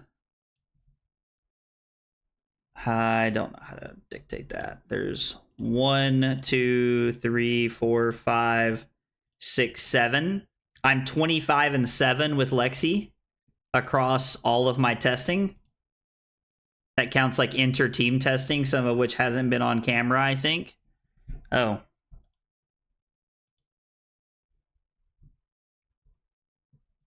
Yeah, so I mean, I'm like 25-7 is a pretty good record. I wish it was a little bit better, I won't lie, because I think some of those wins, like I try not to count like non-games, but non-games do happen. Against Levia, we probably want Perch Grapplers. Like, Perch Grapplers is just good, and there's like, we want the blocking effect off of Levia, because Levia is a pretty hard-hitting hero. I don't know that Death Touch is where we want to be in this matchup. Like, I think we want to cut our frailties. Like, we don't want the withering shots to give frailties. I mean, Sleep Dart's pretty good. Remorseless is probably good. This is probably a good matchup for Remorseless. Fatigue Shot looking pretty spicy. Pretty spicy. Maybe we're just supposed to play the 64 card special. I don't know. I'm gonna be honest. I don't know. Maybe that's part of my problem on why I'm seeing so many cards tonight. I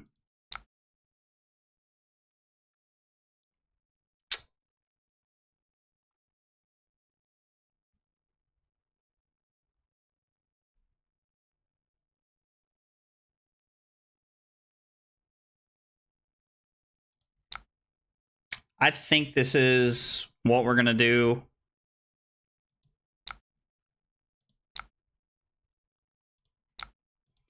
And then I'm going to pass, and I'm going to load the Premeditate here.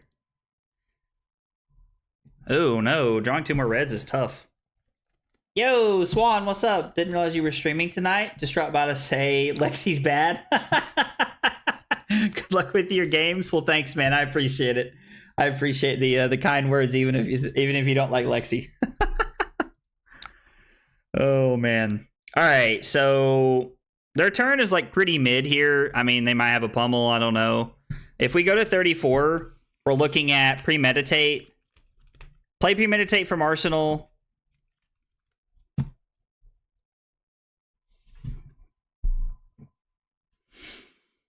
Maybe I'm just supposed to block Searing Shot, Falcon Wing. If I block Falcon Wing, Searing Shot, I can play Premeditate, pitch Infecting Shot to throw Infecting Shot for 8. And then Arsenal my Premeditate. Like, again, a blue would have absolutely been insane. And maybe part of my issue is the fact that I'm playing 64 cards instead of 60. That could very well be my issue here with what's going on. So Falcon Endless would have been your choice. Falcon and Endless are on turn 0. I definitely don't think that's incorrect. Like, you could load, I guess I could have loaded 2 arrows and then kept Premeditate in my hand. Yeah, that would have been good. So let's activate Lexi. We're going to play Premeditate from hand. And then we're going to throw the Infecting Shot for 8. I like throwing the Infecting Shot for 8 here because we already have a card face up, which means if they decide to let this hit in any way, then we automatically get a 6-card hand and Premeditate plays well. Go for both Premeditate, you'll get a Ponder. So attacking for 11 against Levia doesn't guarantee us anything, because if they really wanted to stop it, they give us Husks, Scabs, and a card from hand, and then they still have 3 cards and 1 in their arsenal. So I don't really like playing both the Premeditates here. I think I'd like to space them out a little bit, but like I see what you're saying. I don't think it's crazy by any stretch of the imagination to play both of them. Like you could throw both of them and it makes sense here in my opinion. It's just not how I really want to play the game.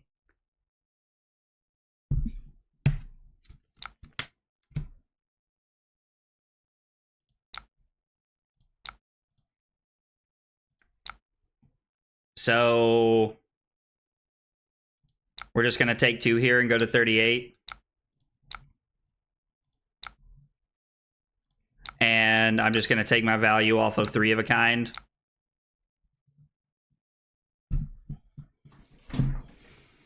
Premeditate, Bolt and Shot.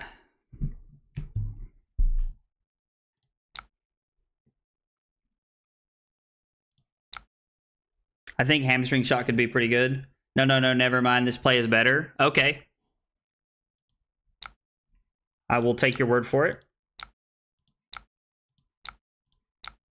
So this is going to be for 8 on hit reload. Now, like, if they let the reload happen, then, like, we'll probably take it.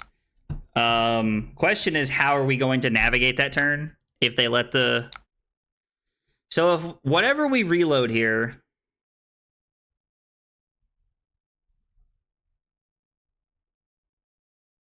has to be flip face up.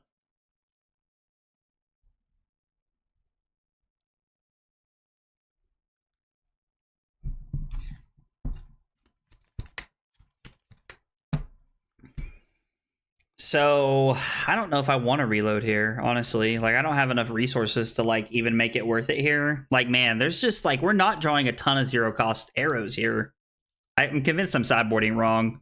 Like, I don't think that, like, Ed Knight was just playing this, like, clunky deck and ended up top 8ing. He could have been, but I don't know. Not likely. So I think we'll just pass here. And we'll just pass on the reload. I think I'm going to go Hamstring Shot. No, actually, I'm not. Here's what I'm going to do.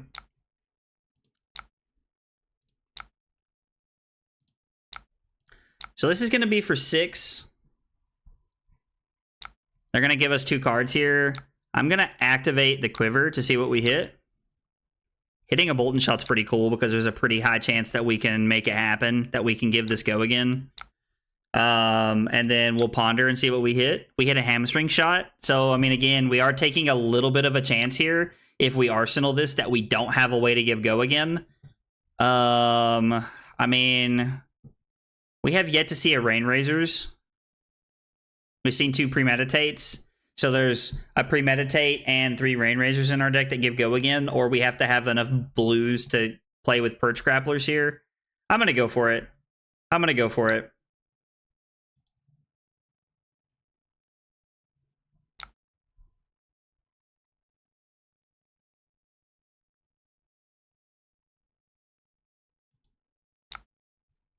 So this is all they're doing, and then they're going to take a Blood Debt. So if I block Searing Shot and Sleep Dart, I can pitch Remorseless to throw the Hamstring Shot, Arsenal Falcon Wing, which I think is like a very value-oriented play.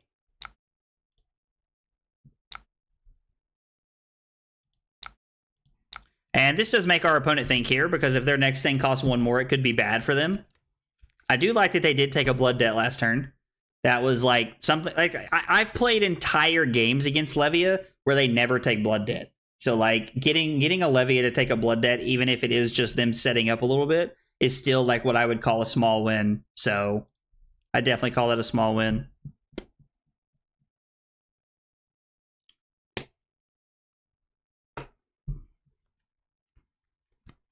Guys, while those are breaking the action here, if you guys are into free stuff, I'm doing a giveaway right now on YouTube. If you're on Kick or YouTube, you can hit ! giveaway in the chat, and it'll pull up the video that has like all the rules and you know how you enter it. It's very simple to enter the giveaway. If you guys like free stuff, and like especially if you're into Flesh and Blood, like the card, like some of the things that I'm giving away are like staples of the game. So it's one of those things that you want to check out for sure. Sheesh. My opponent took 2 there, but they pretty much get all the tempo here this turn. So I'm trying to think here. We can use Winter's Bite to take a card out of their hand. Then we get to go. So we play Winter's Bite.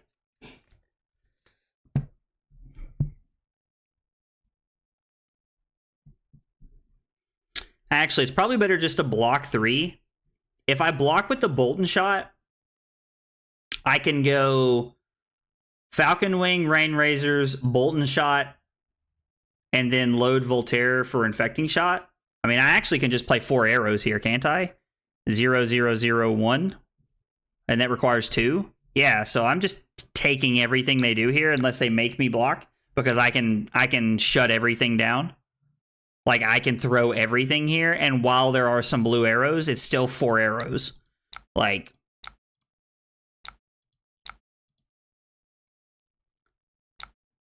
what does this thing do?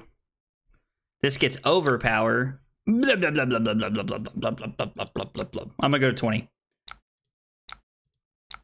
Was a good turn from our opponent. I mean, we were at 36. It was a 16-point turn, right?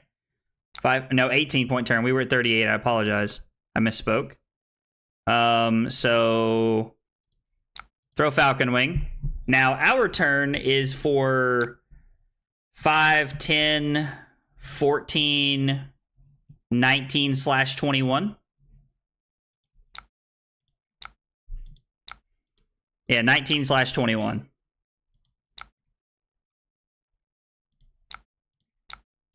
Which is pretty good. Like,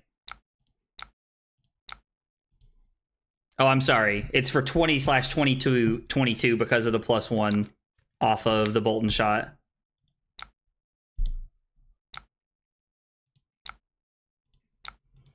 And then this is for 5. So far it's been 5, 10, 15. And then this is going to be for 6. Man, I'm having a stroke. So this is for 21/23.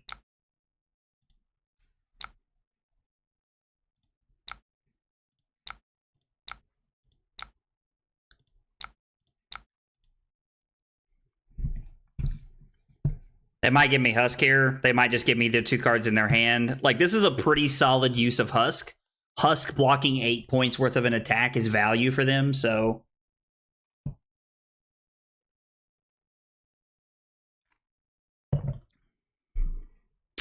In my victory. Does Fortnite save the world? I don't even know what that is. I've literally never even heard of Fortnite Save the World. Sorry, one of the guys that I'm friends with on Kick is streaming something called Fortnite Save the World.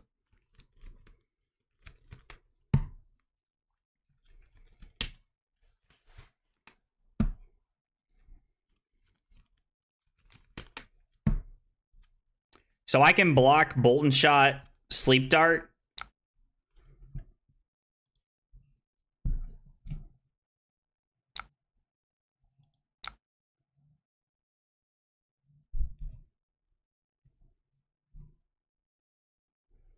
I'm actually just going to take 2 here. I have absolutely no reason to block this. See, now there's what I'm talking about. Okay, so I can block 9, take the Quicken token, and then Arsenal...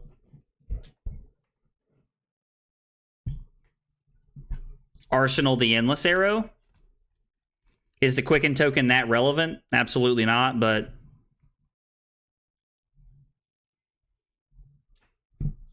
it's the survival PvE game mode that I don't think is being supported anymore. Interesting. Good call out, Aiden. I did not know that. So my opponent's going to go to 17 here.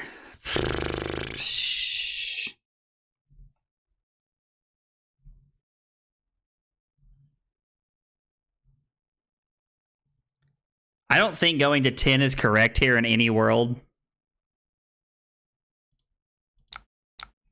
I think I'm just going to go to 2. Maybe Arsenal Sleep, more of a threat. So Sleep Dart's definitely like a very valuable card here. I guess I'm trying to see if I can throw both arrows here this turn. Because this comes in for 5. And then if this hits, I get to reload Endless Arrow, and then Endless Arrow is a card in the Scab Skins. But they block 6 here, and then I just get the Arsenal the Endless Arrow. So knowing that they were going to block that, it's definitely better to keep the Sleep Dart because it allows me to have a better hand.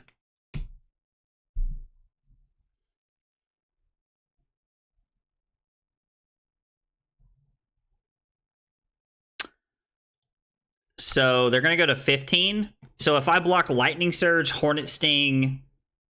Man, it feels bad to give all of my equipment except for New Horizons here.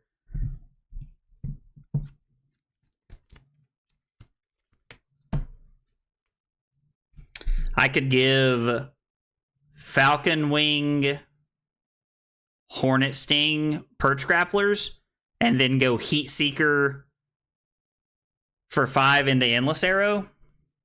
I get to Arsenal my Lightning Surge. Let's hit an arrow and put our opponent to 16. Gosh, we are 1 for 4 on that tonight. We have literally only hit Hornet Sting 25% of the times we've done it tonight. Which is kind of weird. This is a card that, like, basically demands to be blocked.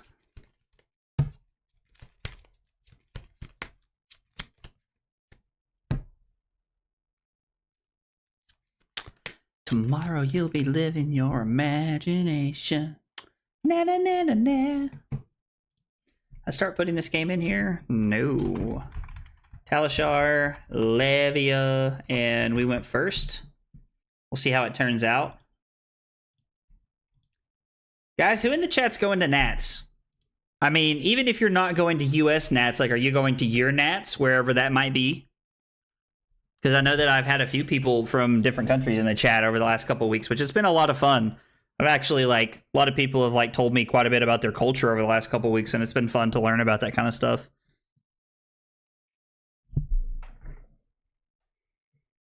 I think a 1 of Lightning Surge is pretty cool, too.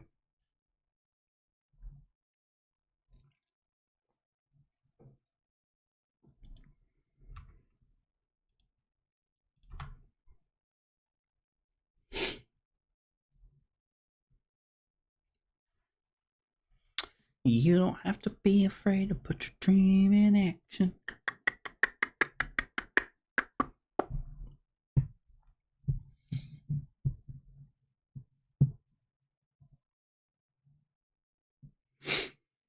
They might give me the flesh bag here.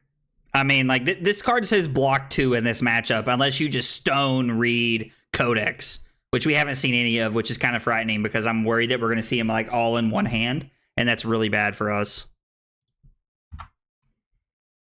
I go to refresh and it goes away. I just wish it would go away. It's such a buggy thing that happens. It drives me crazy. I mean, that's fine. I don't really, like... We weren't going to load another arrow anyway, so it doesn't matter. Our opponent blocks 5, and then we throw Endless Arrow, which they're going to give us a card and Scabs here. And then probably just, like... The floor of their turn is to throw Claw.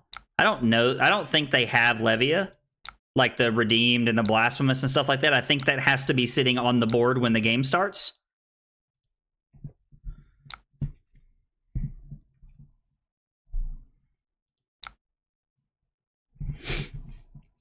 Okay.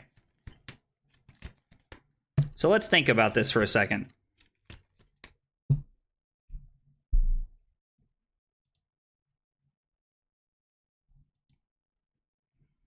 Let's make sure before we make the right decision here.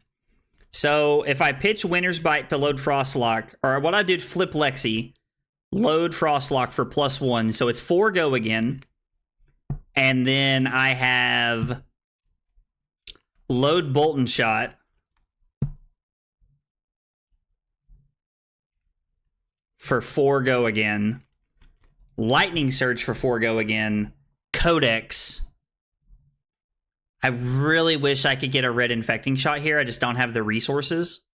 What's another option we have? Like, there are no options. Those are the ones that are presented to us. So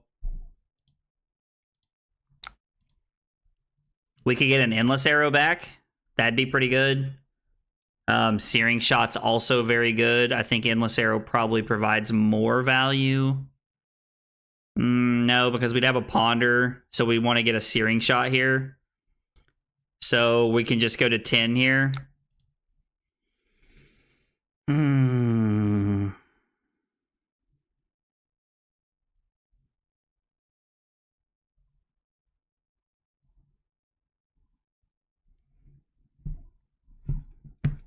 I can also leave the Lightning Surge in my arsenal to just have a 6-card hand. And then that way I know that I can have a 6-card hand with the Lightning Surge next turn. I guess depending on what my opponent does, that might be a better line of play for us. It could be better. I'm not sure. It's tough to say. It depends on what my opponent does. They still have the Grasp of Darkness that they can use to block with. I was like, brother, you don't have any resources to claw me with. So activate Lexi. We show Lightning Surge. We pitch Winter's Bite. Load Frostlock for +1. So we're going to come in for 4. No Fuse, unfortunately, but if they do have a defense reaction, get wrecked.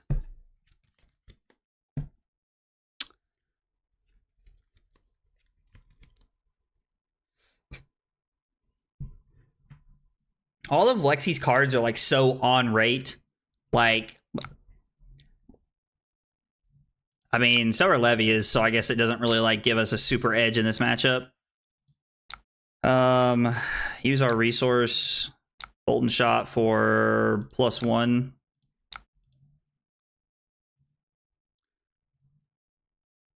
I'm curious to know if they have a good enough hand to like how they're gonna play this out.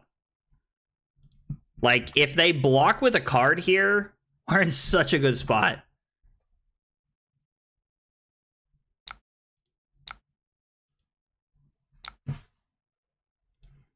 So they do block with a card here.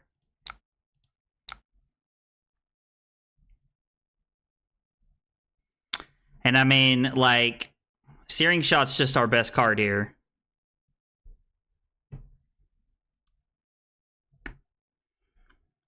Yeah, I like keeping the Lightning Surge in our arsenal here because we just get to have a good turn next turn. What did they get? Dread Screamer.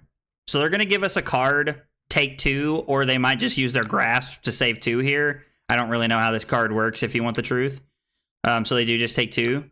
And then we're going to Arsenal this. I mean, this is a great Arsenal target, and our hand's insane. So this is for 5. Okay, so if I go to 5, our turn is Lightning Surge.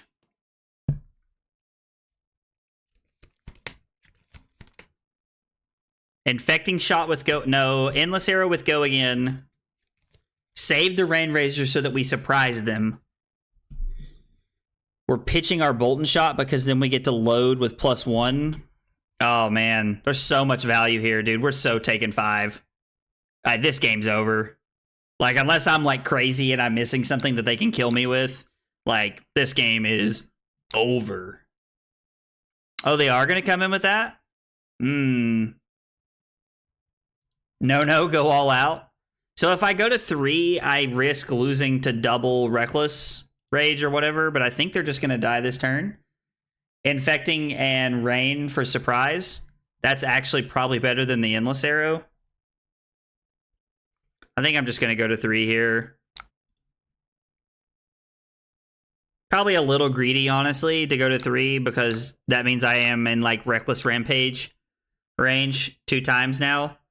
So we're going to flip Searing Shot. We're going to go Lightning Surge 4 go again. See what they do. We might just be able to get them with Blood Dead at this point.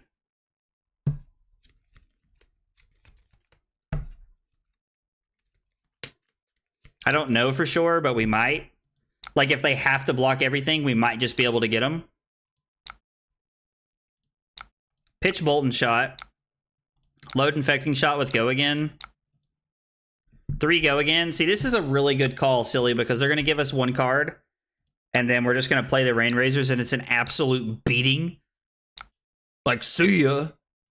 So good. So much value. Oh, you thought we were done? You thought we were done? Not finished with you yet, son. Get back in here. They're dead this turn. It doesn't matter what they do. Even if their last card's a Sink Below, it doesn't matter because this is coming in for 6.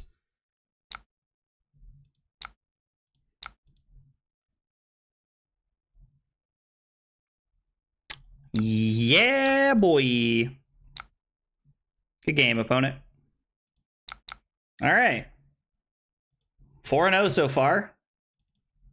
Pretty good night for the old Lexi deck.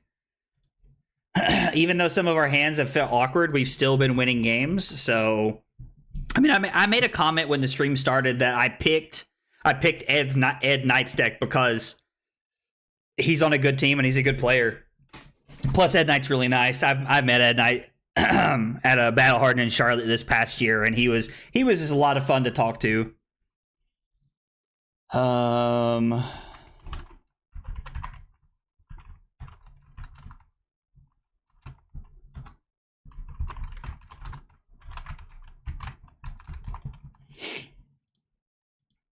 All right.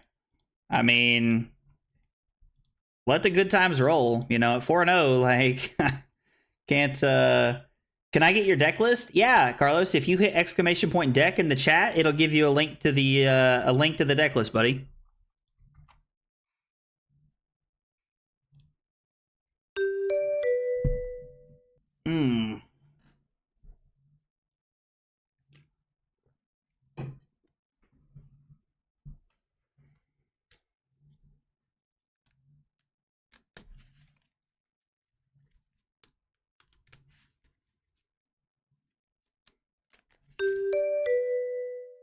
All right, here we go. Another one. Another Vin set. Set my cards back down over here.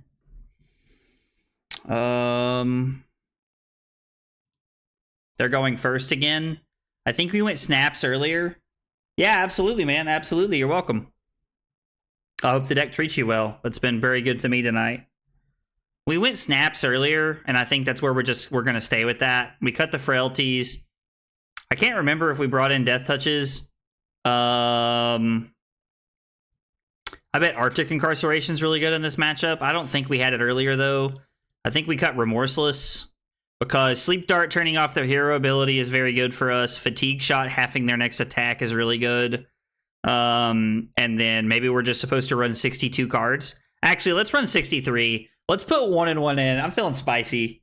I'm just num num num num num num num.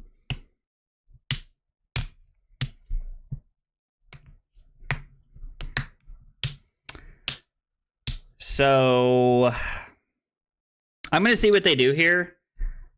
They pass. Man, I can't remember if Rutkowski's playing CNC in his list. I'm gonna take a chance here.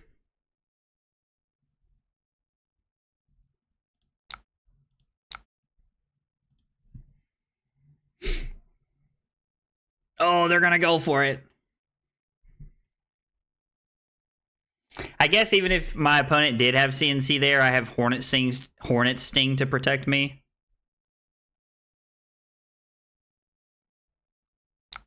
No, it's a spicy meatball. Well, Searing Shot's definitely worth more points blocking than it is attacking, so I think it's okay just to block here. And then we'll just keep the Premeditate. Well, taking quite a bit on turn 0 here, but I think our turn's going to be decently explosive and require them to block.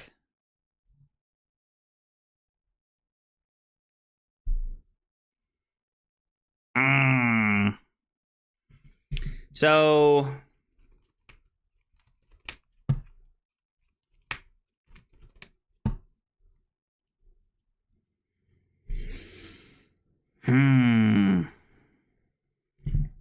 So premeditate, Falcon Wing.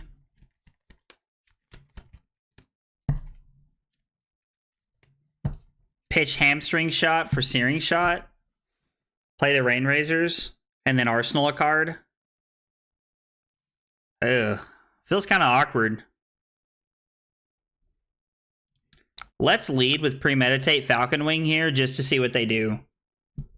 Because this is definitely what's happening here. And honestly, surprised they gave me a card.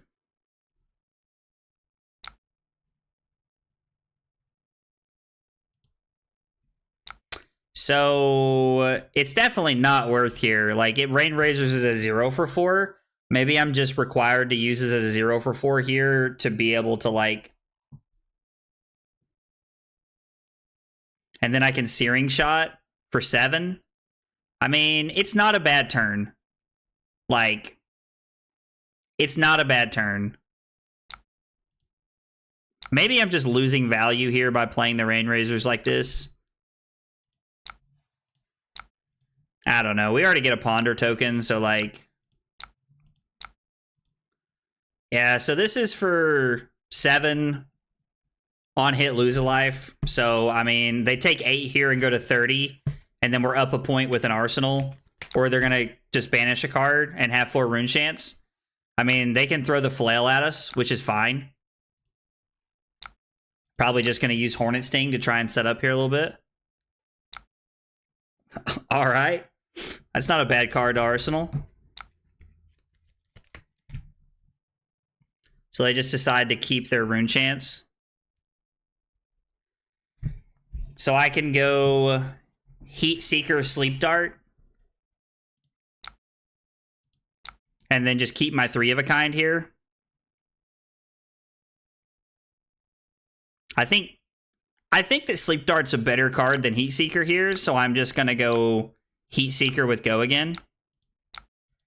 Like, there's no blowout play where I'm getting to, like, use, like if I had what's it called?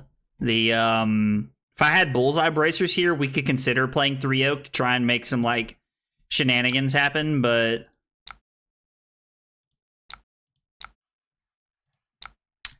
Let me go Sleep Dart for +1. So Sleep Dart for 6, and then we're going to have a 6-card hand.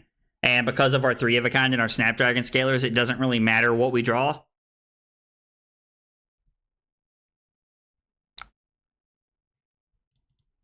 All right, you love to see it. Give me those cards. I want your cards, Short Stick. That sounds weird to say. Saying people's, like, gamer tags out loud is, like, such a weird concept. Oh. Oh, no.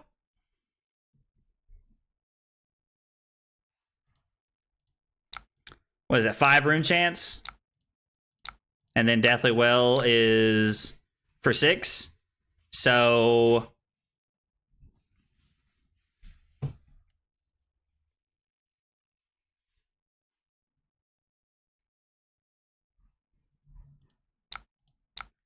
Block 6, play Winter's Bite, play Tunic, or use Tunic to play 3 of a kind from hand. Or I guess play the one from Arsenal. That makes more sense. Give me a card.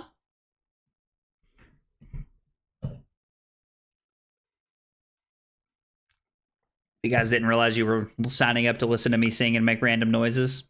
I'm not going to apologize. I'm unapologetically me. Get wrecked.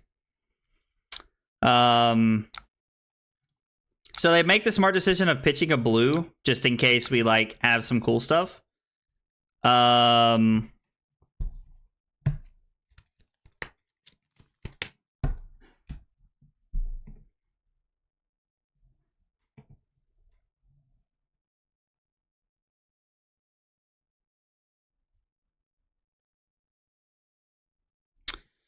Rain Razors. Or I guess we get to pitch Bolton Shot to go Infecting Shot, go again, then Heat Seeker, and then Arsenal Rain Razors. I mean,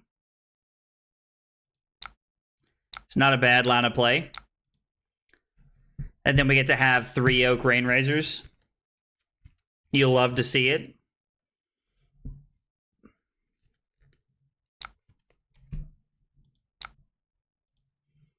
Take 5, get a Pox token. Maybe they're going to block this. No.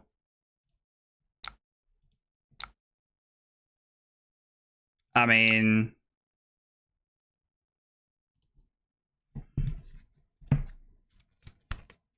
So this hand does not say block 6, which I realize that a lot of times it really, like, hands do say block 6, but, like, I just don't think we can block 6 here. What's up, Ben? Dab on him. So this is coming in for 6 here with go again. So if we give Drill Shot, I guess we can't block it all.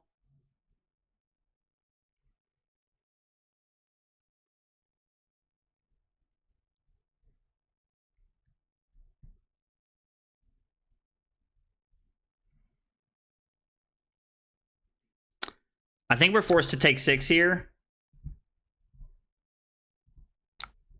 It's good we did, because we're really taking 9 and discarding that Drill Shot.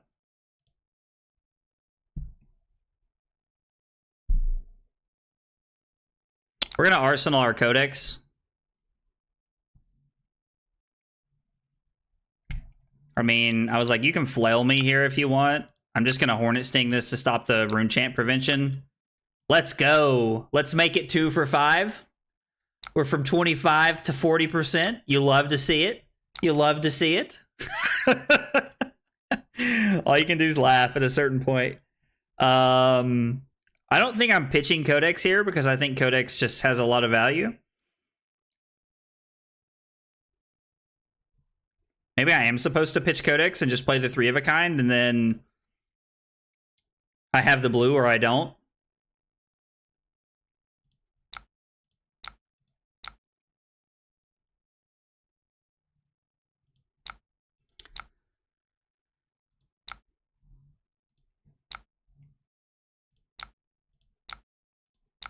So this is for 6 go again, and then we're going to go Endless Arrow for 6 go again, and then we're going to go Endless Arrow for 6 maybe go again.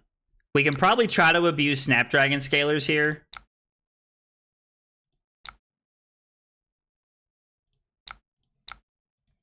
Pitch this. Go again. This is the one with go again.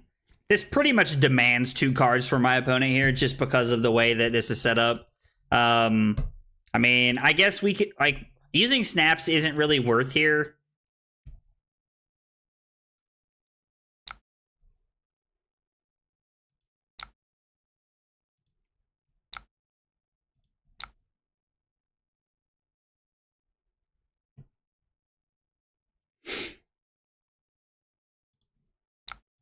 I mean,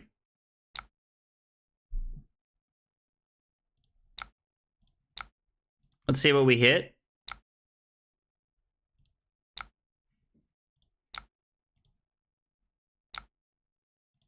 So yeah, I mean, we're going to give this go again. You go to 3, and then I'm going to pitch the Fatigue Shot here to come in for 7, and then Arsenal my 3 of a kind.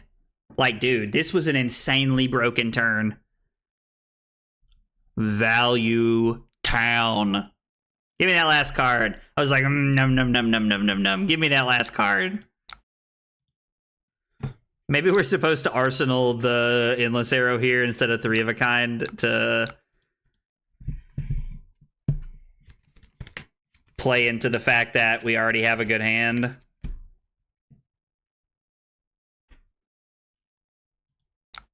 I think I'm supposed to go to 14 here and just give them a Rune Chant. They're also going to go to 1 because of Blood Debt. So it's not like we really have to, like, we don't have to kill them this turn. We just have to take every card out of their hand. So Bolton shot for +1. Play premeditate. Bolton shot for 7. I mean, we could have went 3 of a kind and tried to set up the reload turn, but like they're at 1, the reload doesn't matter. They're going to give us 3 cards, and then Heat Seeker's going to go boosh, boosh, boosh, and send them back to hell.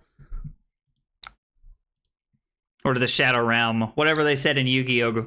I can't... It's just Shadow Realm, I think is what it was. I can't remember, honestly. La la la la la la la la la. And we win. At 14 still. Got to go. Brother, you're dead. I don't know what you mean, gotta go. You dead, fam. Like, you can gotta go all you need to, but you dead. You could, it didn't matter. Like, I don't really know what that was about, but anyway. Talishar, Vin, set. We went first again. We gotta win.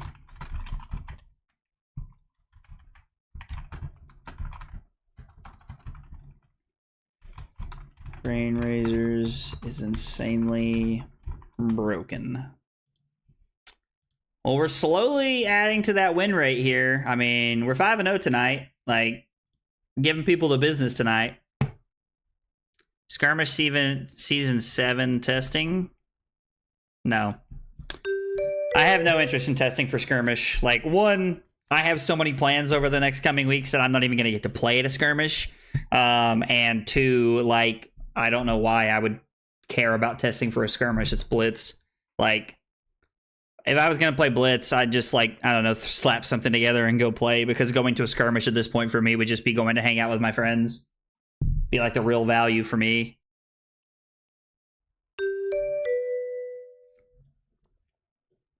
Back to back, huh? It's the same person we played against earlier.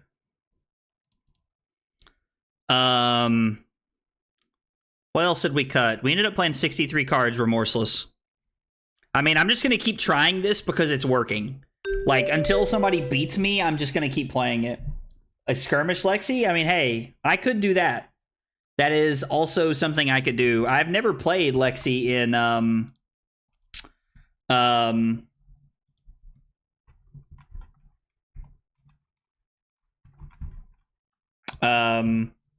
in Blitz. Never played it in Blitz. I mean, it's got good cards. Like, I imagine it's a good hero. I've just never played it, so that's definitely something that, like, you could do. I'm gonna be honest.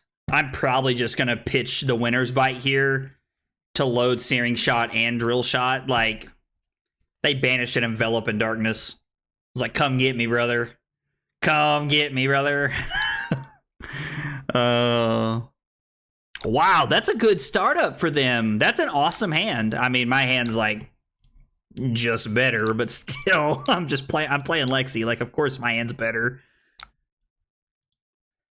We're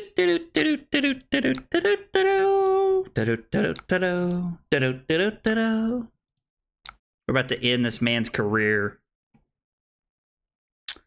So let's go Drill Shot. Gosh, this hand is insane. Rain Razor's about to be a 0 for 8. 0 for 8.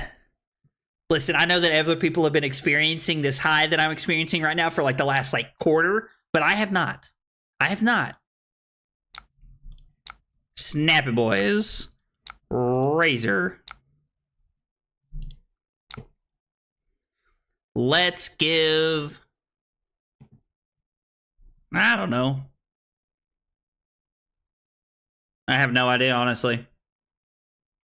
I guess Grasp. I don't know. If there's a correct answer there, I would love to know from somebody in the chat, honestly. Let's go Searing Shot for 6. Crank him, John. God, I was saying that last night. Carly was ready to kill me last night. I heard that in a TikTok like yesterday, and I said it all day, and Carly was... I cannot explain to you all how done Carly was with my shit at that point. Like, is my opponent, like... Yeah, sure, let's enable chat so we can talk about how I'm high rolling the living dog shit out of you. High roll, high roll, high roll. Like we're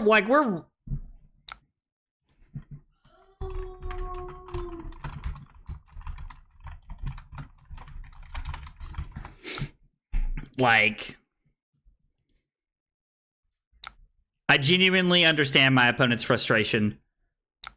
My opponent just took everything we did and went to 13 with the potential to take 2 more. We just did 27 points to this man off of a 6-card hand. Could be 29. Like, when I say in somebody's career, I mean in somebody's career. That was wild. Now, my opponent kept...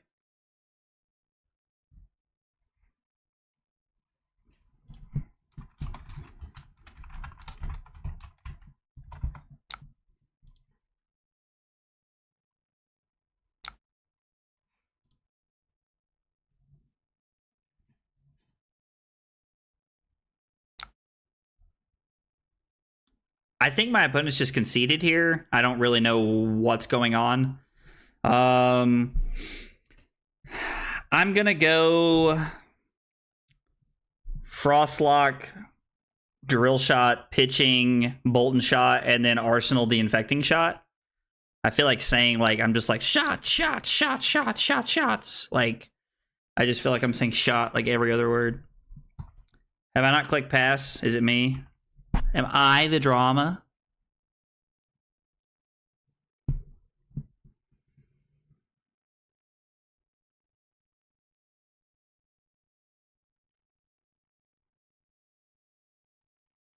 I mean, wow. That was crazy. Like, that turn was wild. It was literally 27 points. Gotta go. See you around. Thanks for hanging out. Thanks for hanging out, Silly. I appreciate it, man. Hope you have a good night, brother.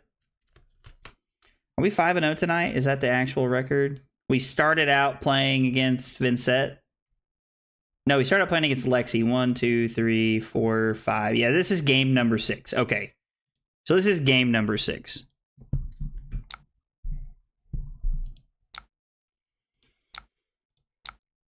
I mean, if they have a reduced to Runeshan in their hand, like, this will just, like, make our hand better. Like, it'll just make our play better this turn. I genuinely think our opponent's just conceded here, and they're just trying to end the game. Like, which is kind of weird to me, because it's like, you have this thing called the concede button at any time you want. Anytime you want it, it's there.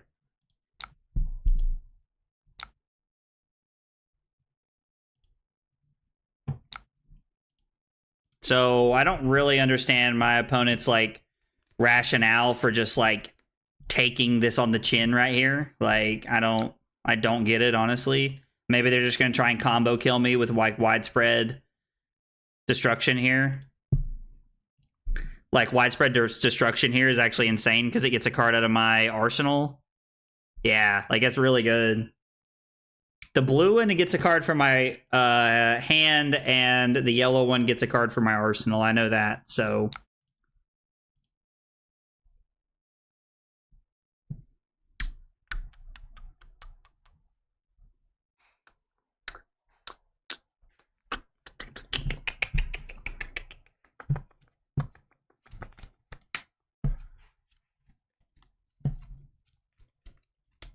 So I can block with the Heat Seeker here, which is a weird thing to think about, because I can go Falcon Wing +1, Searing Shot, go again, Infecting Shot.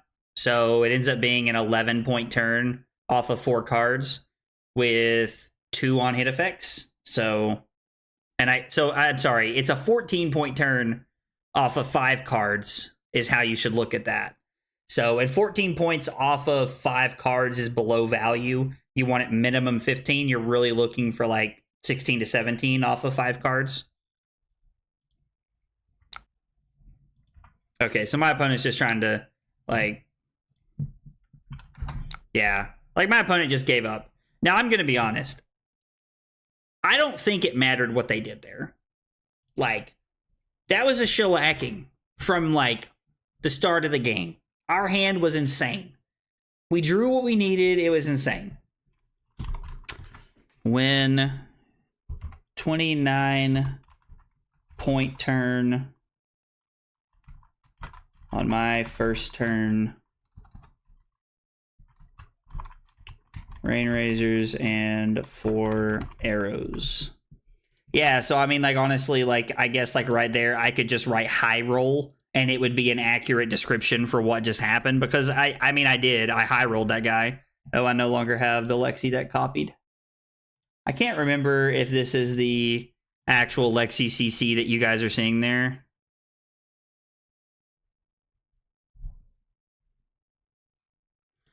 It's called Request Undo. It's no longer called Comp. Talishar's come a long way. Some of it I really like. Some of it I'm not a big fan of. Like, just being real with y'all, some of it I'm not a big fan of.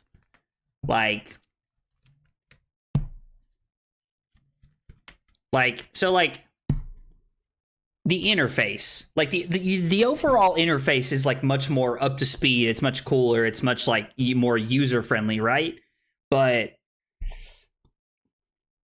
how my cards glitch, like how my cards like glitch and stay on the screen. Excuse me.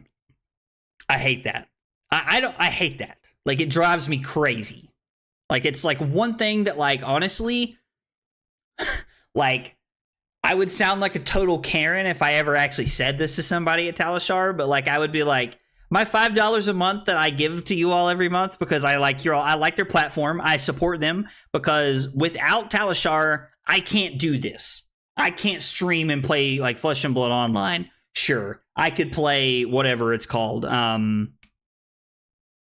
can't remember what it's called right now. Tabletop Simulator. But that requires me to have other people available. So, like, every time I want to stream to you all and play Flesh and Blood, I am required to have another human being available for, like, that 4 or 5 hours that I want to.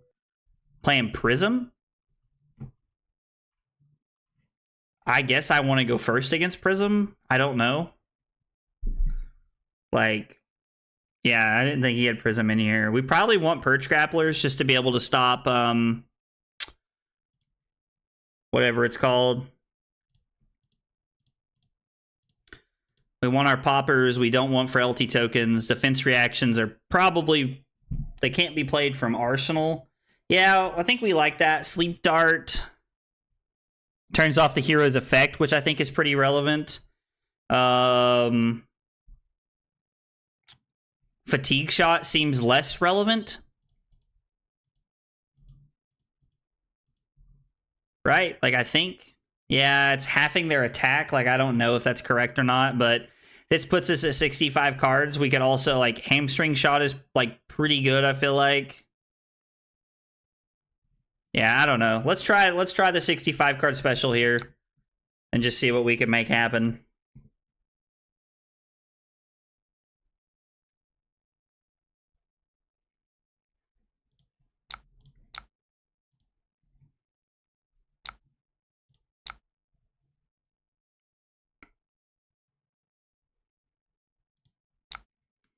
And then I'm just going to Arsenal my Codex here.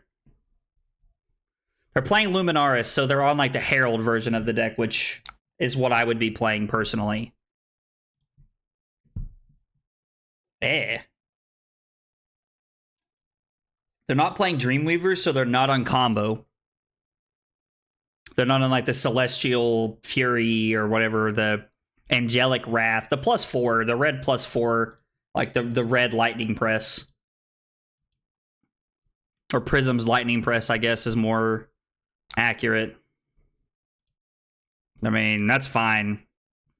Like, I guess they're going to take my Death Touch and put it on the bottom of my deck so I don't have a popper.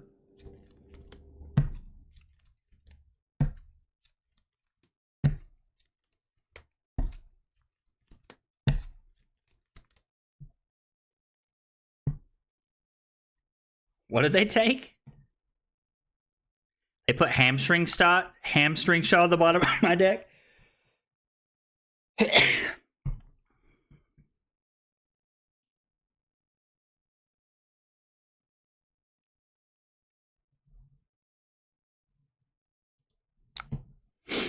Interesting.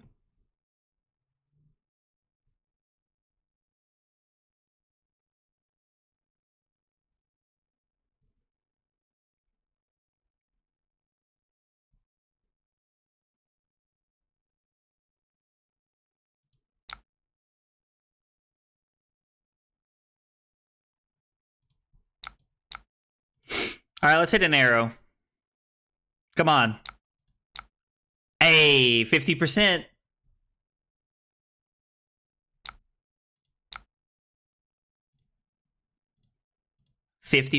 We're 3 for 6 tonight. It's a horrible running rate for anybody that's curious. Horrible. I'm going to throw the infecting shot here. And then I'm just going to take my 6-card hand. Potential 6-card hand. They could give me Skull Cap and a card here. Would be pretty good. They could have the 0 for 5 defense reaction. That card's sweet. Flicker Trick, I think's what it's called. I think that card's pretty cool. I'm a pretty big fan.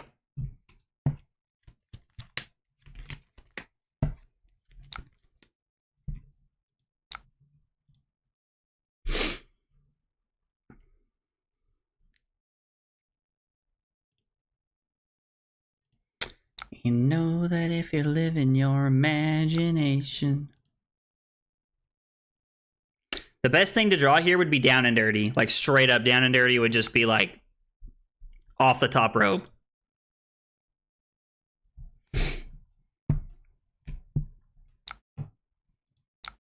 I am just taking 7 here. Much as I don't want to, I think it's necessary to just take 7 because I can go pre-med, Bolton Shot, Endless Arrow into Codex and have 1 resource left over so that I can go get my Death Touch and throw it for 6, which is insane. Like, they definitely get to, like, do some things here, but, like, ooh, they're just going to pass. Surprised to see that they're passing. All right, well, time to go ham. Wait, what are they paying for?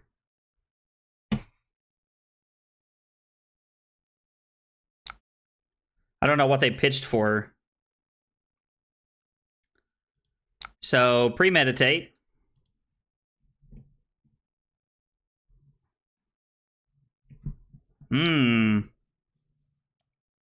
Interesting.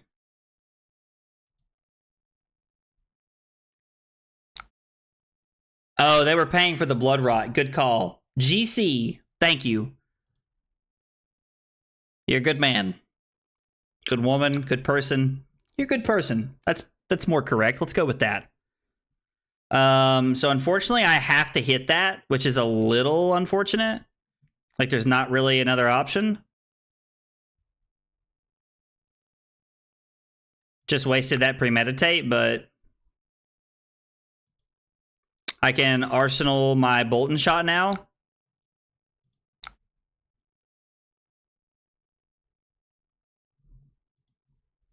It's what my turn's looking like. Arsenal my Bolton Shot. I guess I could pitch the Frostlock to activate Voltaire and load nothing like once to get a card out of my hand. Oh. Never didn't have it. Num num num num num num. Never didn't have it. Oh, come on. Don't be such a stickler.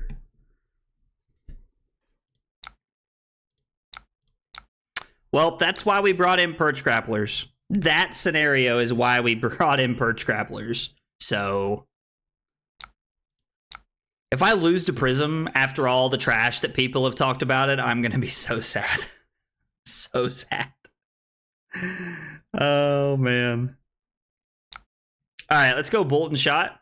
We'll play the Rain Razors at instant speed here. We're going to make our Rain Razors a 0 for 6. Hopefully our opponent like blocks in a fashion that allows us, like, honestly, the best thing that could happen for me right here is my opponent gives us Footsteps and a card, and then we get to kill their Footsteps and we get to kill their Spectral Shields. But if my opponent's a good Prism player, they can see this coming from a mile away. So they're definitely not going to walk into that trap. But would be cool. And you know that if you're living your imagination, not a fantasy, just remember me.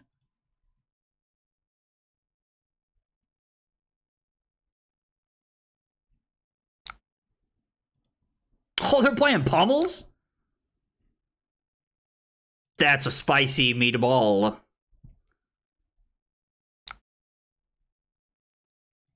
So my opponent uses their angel to take nothing. I mean, I wonder if they're going to try and fatigue me. Like, I wonder if that's the plan here, is just to fatigue me. Could be. They could just straight up go for the fatigue strategy here. Yeah, we're just going to go for the death touch here. I mean, if they give me this back, I'm going to activate Voltaire again. This has to be a sink below or something, right? I was like, it has to be. Has to be. Now, the Codex does give them a Herald back, but I think the value that we get off of it is just better. So let's go Death Touch. Because you know that if you live in your imagination. This is a game we could lose, by the way. Like, I'm not, like, I know people have said, oh, like, Prism's dog water, like, Prism's terrible. Like, we could lose this game. I beat multiple people playing Prism the couple days I played it, so. And I'm not even a good Prism player. Oh, they choose Command and Conquer.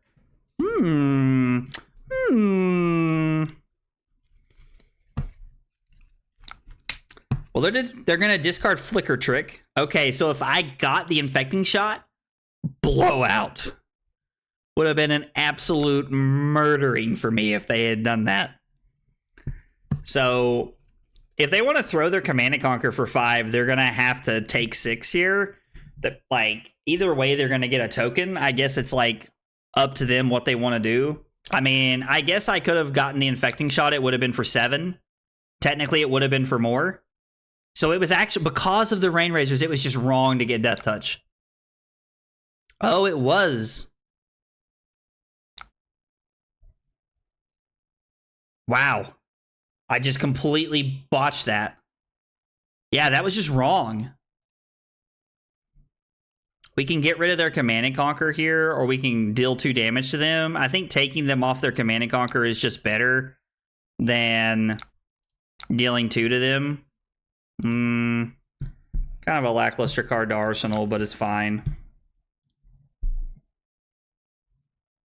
Yeah. So we would have just dealt more damage to them. That was just me being a forehead. I need to make a note of that in my log here after this game.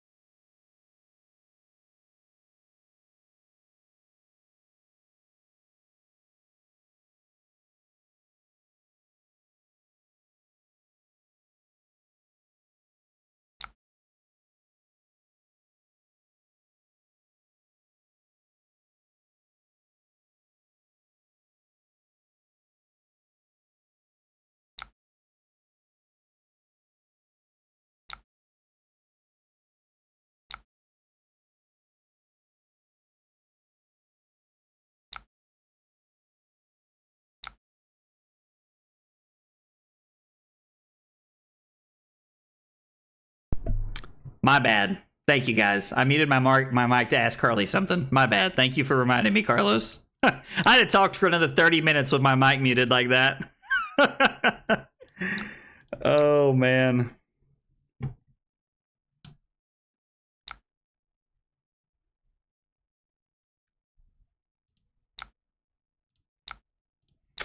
So let's go Searing Shot with Go again here.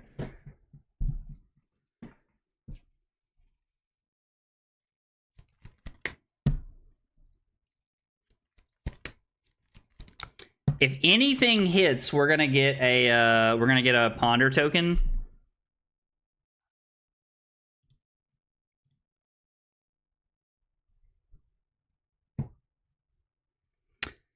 Cause you know that if you live in your imagination.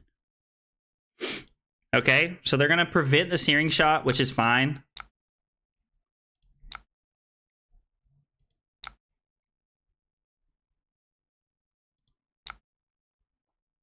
So we get to go +1 here.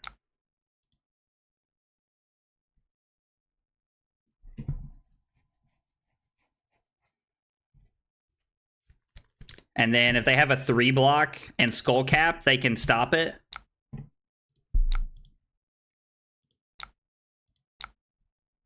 Oh no. Quiver was not very good to us right there. Let's draw a non-attack action, please. Off our Ponder. Or we didn't get a Ponder, did we? Ooh, that's tough. Yeah, so we're definitely not going to Arsenal this because we have no way to make that happen. Yeah, that's what we call a tough scene.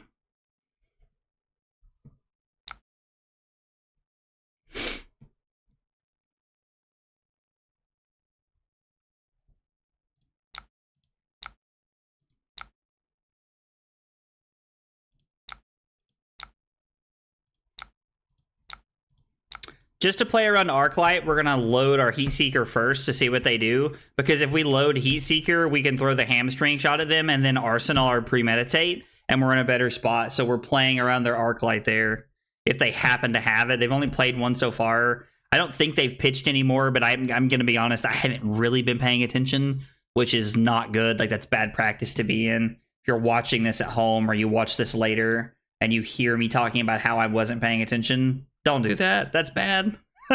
That's just me playing poorly.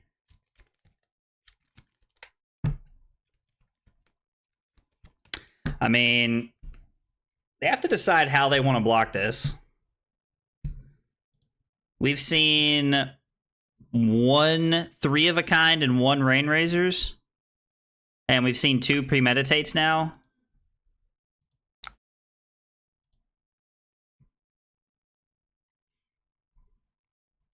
Okay. I mean, their cards are blocking well. They're just like...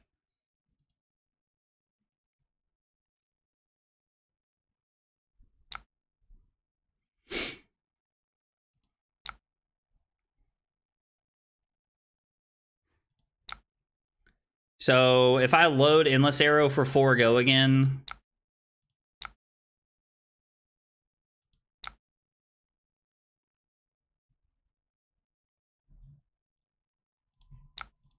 They're going to give me their card from their hand and their footsteps to stop this, I imagine, is what they're going to do. Yeah. I mean, they haven't really got to play offense, so, like, that's cool because we're putting them on the back foot.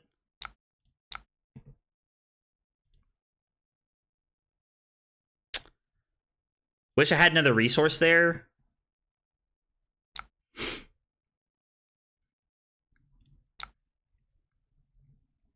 So if we pitch Frostlock here,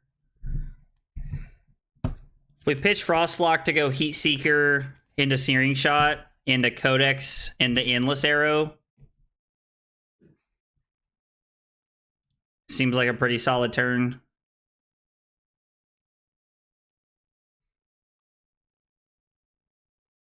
I mean, I could also go...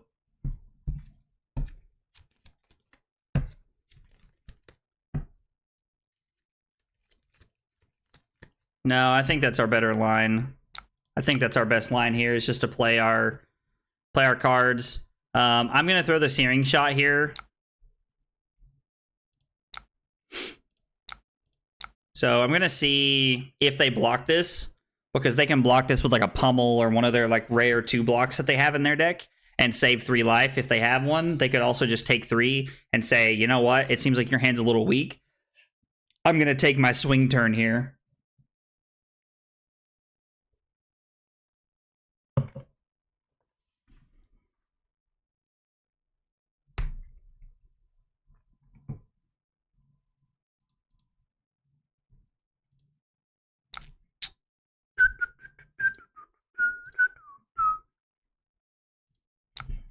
So they just decided to take 3 here.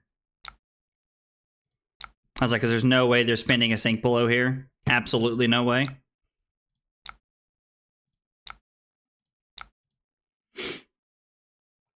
Next turn, if we have a 0 and a 1, we also have our Tunic resource to throw our Hamstring shot.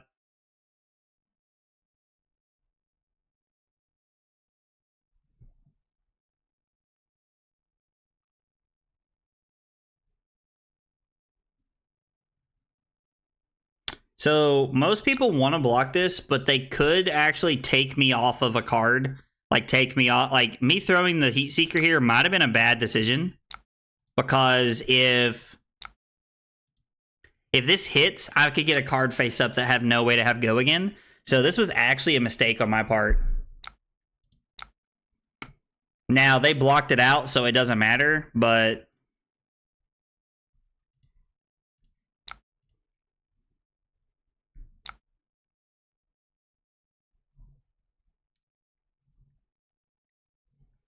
Is Searing Shot better than an Endless Arrow here? I think it is.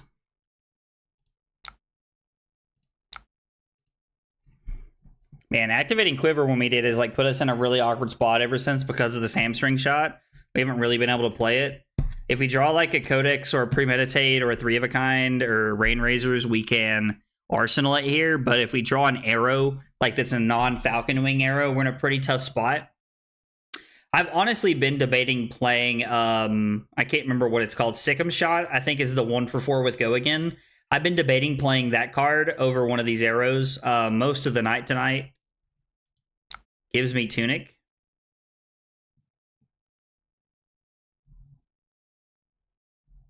I don't really know why my opponent blocked with Tunic there.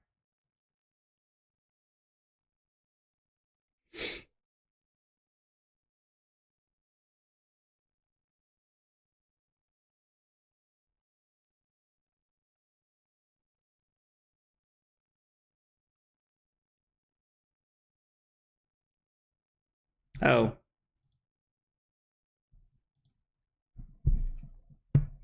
Yeah, absolutely. Like, I appreciate my opponent asking there, but yeah, like, I would rather them undo and make a better play here. I was curious to know, like, most defense reactions are, like, 4s.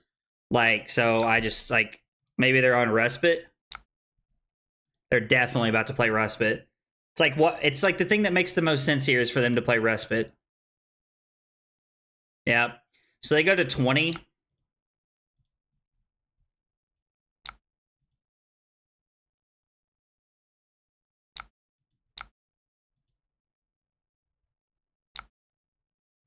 Nice. Let's go. Definitely going to be for 7.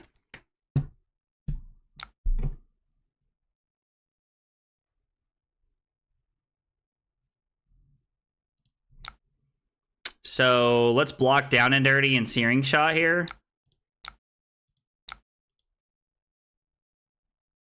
And then we're going to hope to abuse Tunic and 3 of a Kind as an insanely broken turn. Why does it feel so good but hurt so bad? Oh, oh, oh. My mind keeps saying run as fast as you can. Troublemaker.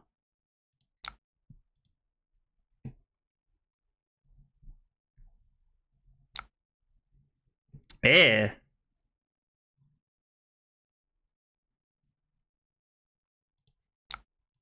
Well, that's not good. I mean, if we'd kept the Searing Shot, we'd just be in the same boat we're in now. Wouldn't really matter. I guess we're just going to go Bolt and Shot, Searing Shot here. Like, this is going to be for 7. And then our Searing Shot's also going to be for 7. And, like, even if one of those had been a yellow, we would be okay to... Like, we could pitch our Searing Shot for Sleep Dart here, which would be for 8, and a very good on-hit effect. Or actually, we could just throw the Hamstring Shot here, which would also be really good. This is a Soul Shield. I was like, the Scream Soul Shield. Like, you're spending your cards to block an on-hit effect that, like, it doesn't exist, And I don't think most people read the cards. Like I don't think that's a block somebody would have made at a calling. I don't think that's a block somebody would have made at a calling.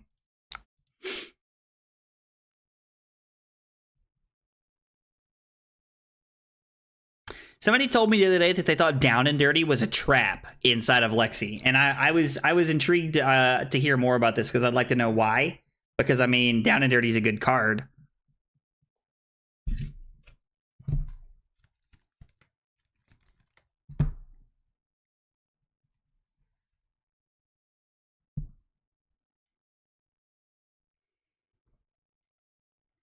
I mean, like they pitch to yellow, which like they have figments, like they have to pitch the yellows. Like I was like, they can like block 6. Maybe they have a respite in their arsenal. Yeah, so they take 2 here and go to 18.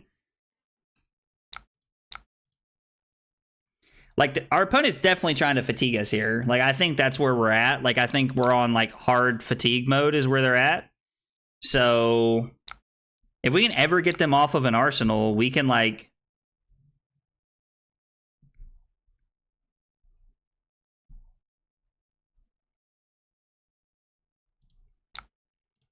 so let's pitch Bolt and Shot.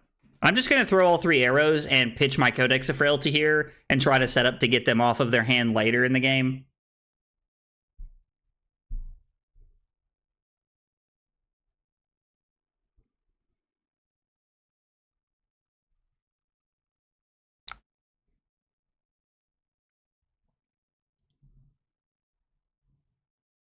Okay.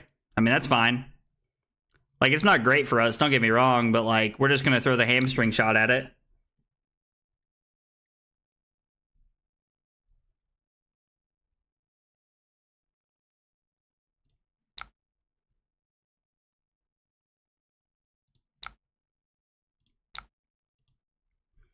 We're just going to hit the Arclight Sentinel. Like, there's no way for us to play around that there.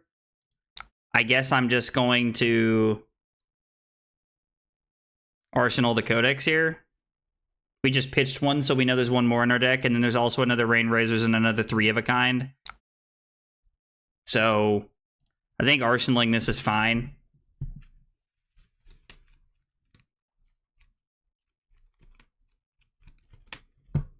I've had basically zero opportunities to put anything on the board here, so they put 1 Angel on the board. I think this is the We Make Best list. We make best. I feel like I really enunciated that T correctly.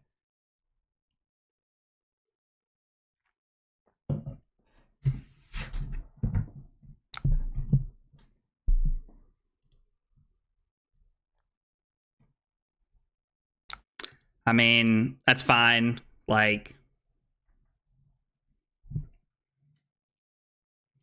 I'm playing Lost in Thoughts, like one of the last things on my mind, honestly.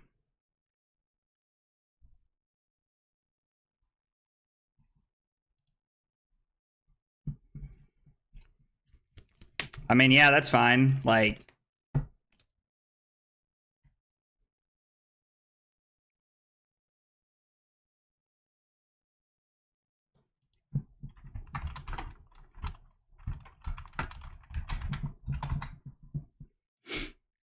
I think my opponent's saying they want to target themselves.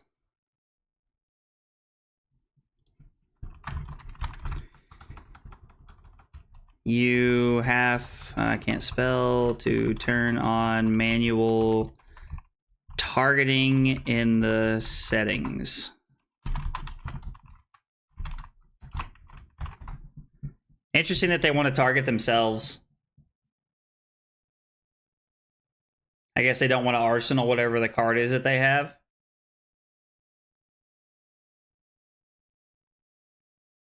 If they don't have manual targeting on, then I don't know. Like, okay.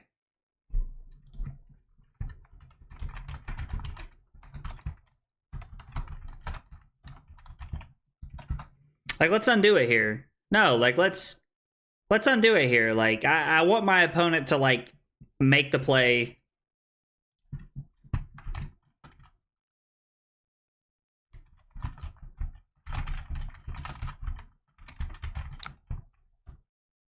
I mean, I guess that's fair.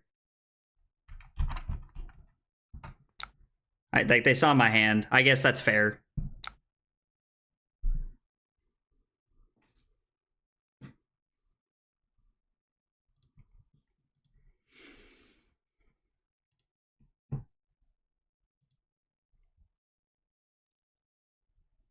So if I play Codex, I discard Sleep Dart, get a Death Touch.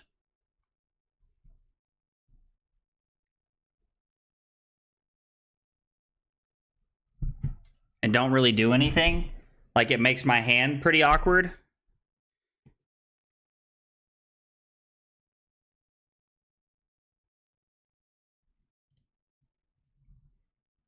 Because we're not really taking them off of cards, so we're spinning our wheels here and not really doing anything.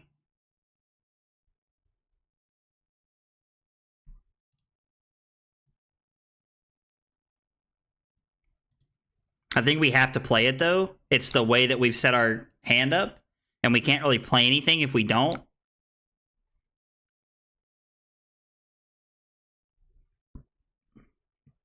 I could go for Falcon Wing.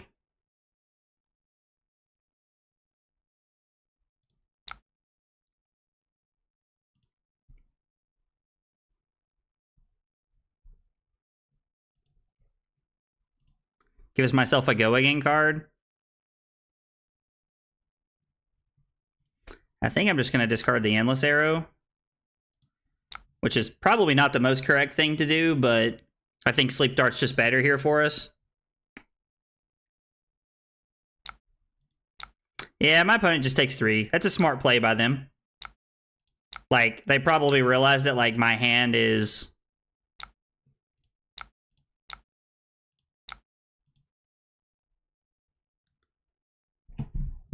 Like, that they're... Like, they know that there's a Sleep Dart coming, and then they know that there's an Infecting Shot coming. So they know the 2 cards that are coming, so them taking 3 there is smart because they can block 2 cards on each of these, and then only take 3 this turn.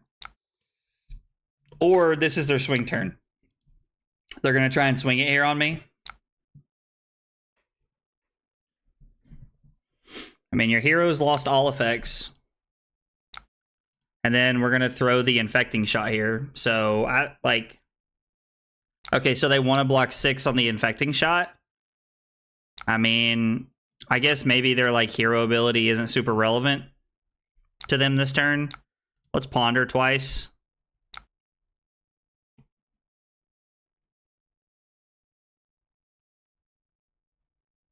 I feel like I have no downside to having this card in my arsenal. Like, having this card in my arsenal is like, there's no downside for me. Maybe I'm wrong. Like, I can block with it if I want to.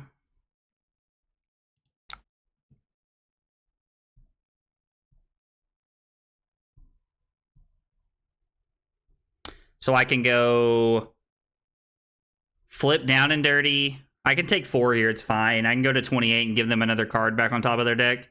And then I can go Flip Down and Dirty, Remorseless for Go Again, Hammy for Go Again, and then I have 2 resources floating and I throw the Down and Dirty. I mean, it's a 16-point turn.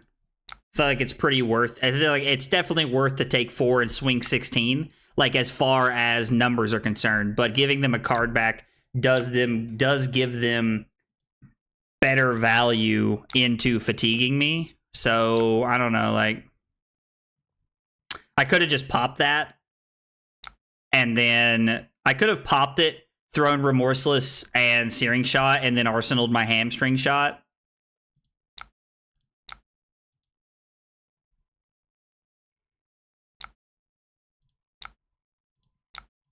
We're going to lead on Remorseless because if they arsenal the Soul Shield here, I don't want them to be able to play at this Chain Link. And at some point, like, they're probably bound to run out of, like, decent cards. Oh, man. You're giving me Footsteps? God, I wish I had a Rain Razors here.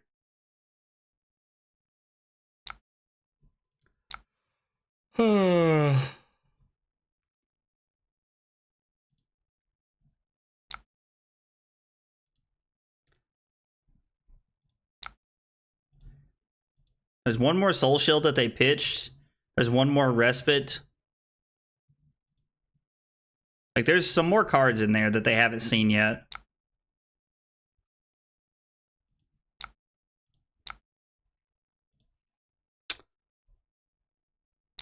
Run as fast as you can, troublemaker. I mean, using Down and Dirty to play offense is interesting because I honestly just always see this card as a popper that I can get back with Codex if I really need to, but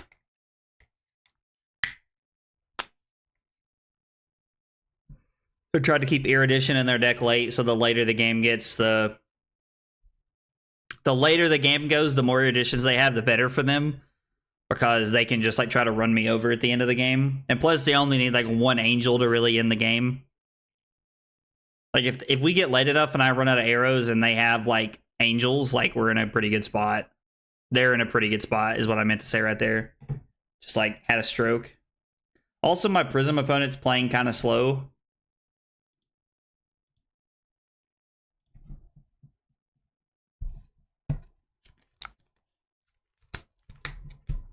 My opponent just going to block 2 here. Or are they going to like pitch their last card to be able to pay for the Brothers in Arms? Brothers in Arms is only really a good card if you can like actually like...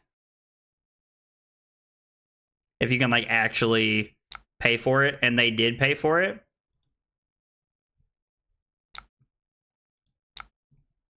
I guess I just assume I'm not going to attack with this thing, but I am.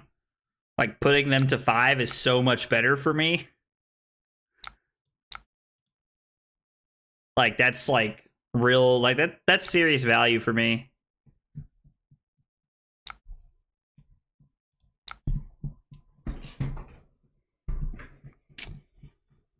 So...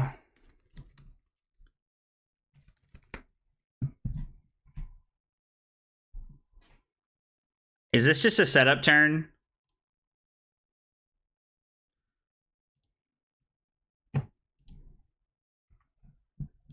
Let's refresh. So this feels like pitch,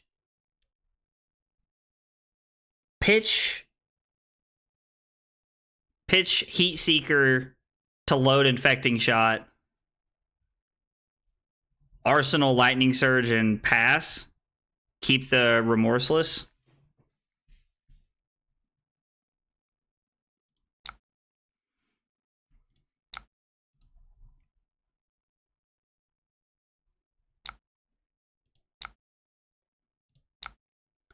Let's set up here. Let's take the turn off and set up. I don't think they can punish us enough. Now, I could be wrong. There's still an Arclight left in their deck. Like, there's many things they could do here, but I think we can take the turn to set up here. And if worse, like, if they do play an Arclight, then, like, we can play around it a little bit. This is not really a great hand for us. We do have a Popper in the Death Touch, which is kind of nice.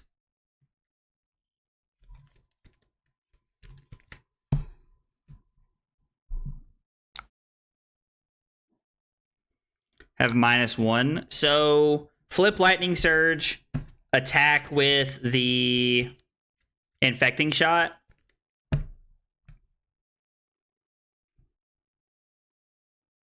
By using our Tunic counter.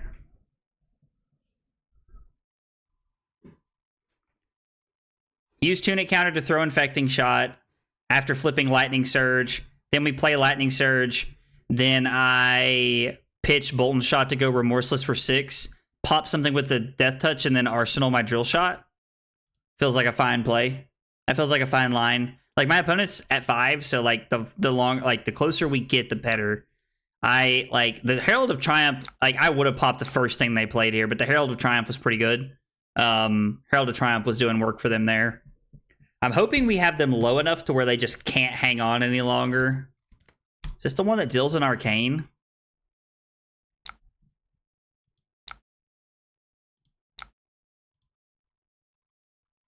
Why does it feel so good but hurt so bad? Whoa. Get him. Crank him, John. Carly's gonna hate me when I start saying that again tonight. Guys, thanks for hanging out tonight. I appreciate everybody who's coming by and hanging out the stream tonight. It means a lot. I enjoy having your all's company. And I mean that to everybody, like, you know, from the people who talk to the people who are just lurking and like kind of hanging out, like, and you know, there's a lot of people that like I'm friends with that come by and hang out who don't understand what I'm doing. And, you know, it means a lot. Like, there's a lot of people who support me even though they don't understand cards. So I just, you know, appreciate everybody who comes by and hangs out. It means a lot. I have a really great support system, and I would definitely not still be streaming if it weren't for my support system.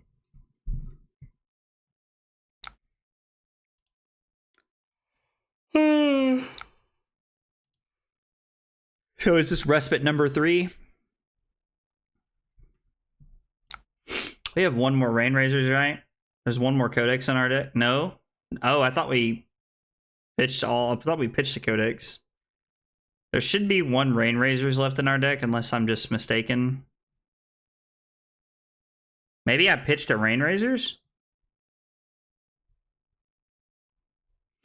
There's one 3 of a kind, and appears 2 Rain Razors left in our deck. Oh, no, this is a Sink Below. They use the resource for Footsteps. Interesting that they know that I have 2 copies of Rain Razors left, and they chose to Footsteps this. Honestly, can't really say that I agree with that, but... 4 go again. And then, like... I could go Drill Shot for 5 here, depending on if they block here. Like...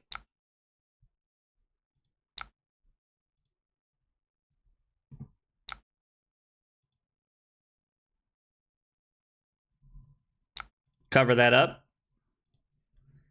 That's all their Sink Belows right there.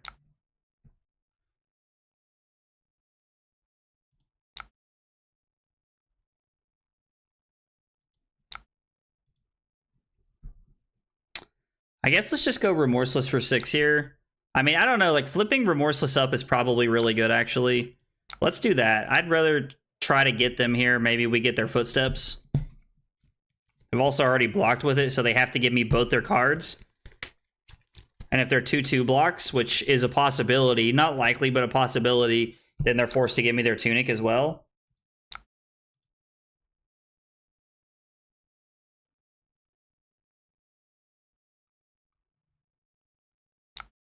Okay, so take 1. Go back to 5, and then lose your Footsteps. Or don't lose it, but like you can't block with it the rest of the game, basically. I mean, I think that's fine. It's a little late, like Drill Shot gets worse the longer the game goes on, but I think that Remorseless is going to have a lot of value here this next turn. I don't know what this is.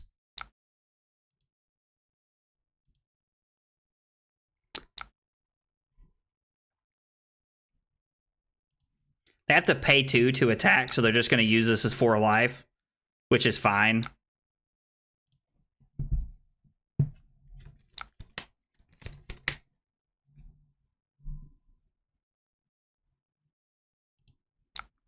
So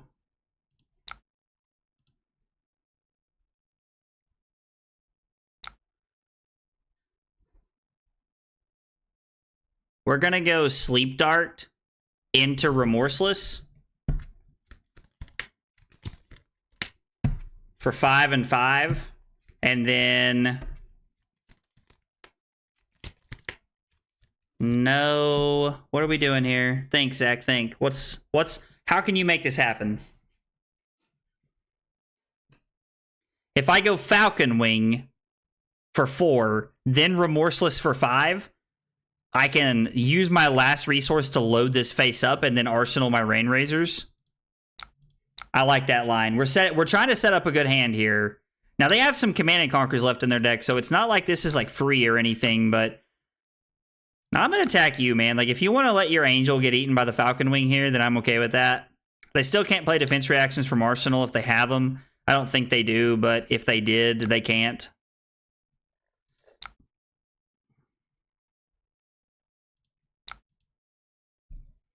And then let's go Remorseless for 5. And if you don't block with 2 cards here, every time you take an action, you lose a life, which is very relevant.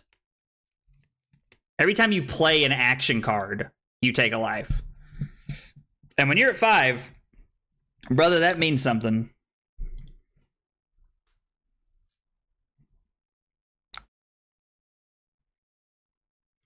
I mean, I could try to, like, I could have played that this turn, but I don't think it's worth.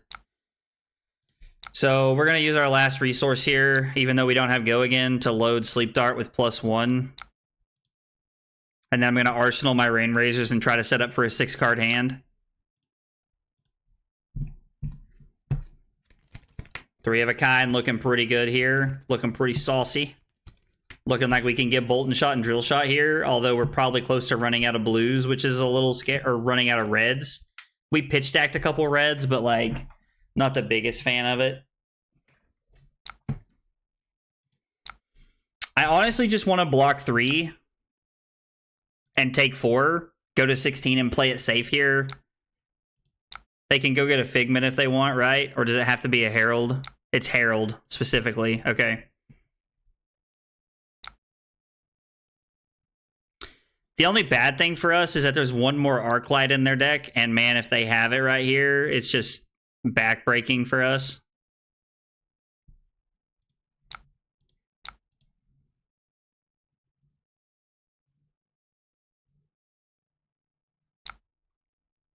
Okay, well,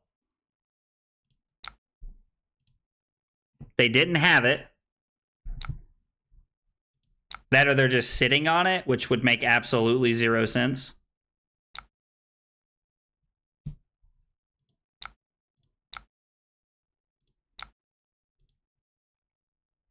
So this is for 7 Go again. This is the turn we win right here. 3 of a kind Rain Razors is enough to end the game. It's the second time we played 3 Oak and Rain Razors in the same hand. So they're just dead here. I think this was our...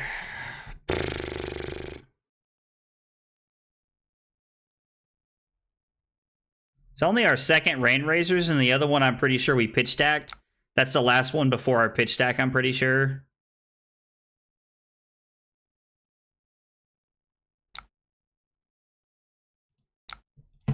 Okay. See, this is the crap I'm talking about. I hate that Talishar does that.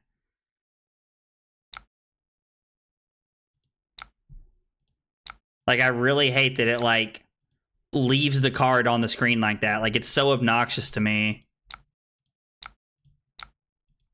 6 Go again. I mean, the pummel blocks for 2, or that blocks for 2 either way. So, like, it's 6 in one and a half dozen in the other. So they take 2 here. I'm gonna put a counter on the Tunic. You should have just blocked with the Tunic, brother. Like, I mean, unless you're just gonna use that resource for something, but you're not. You're just gonna die to the Sleep Dart for 7. Like, maybe my opponent just, like, yeah. So now you're gonna block for 0. Like, again, it didn't matter. They were dead, but it's still just correct play. I mean, we just kind of rolled over our opponent there. Like, they didn't really do much, and we just, like, kind of, like, moseyed over them a little bit there. Let's see. Prism, we went first. Win. Prism is not very good. I mean, dude, we had, like, 7-0 is a good showing. Like, 7-0 is, like, really good. Like, I would never complain about a 7-0 run at any tournament anywhere in the world, like, ever.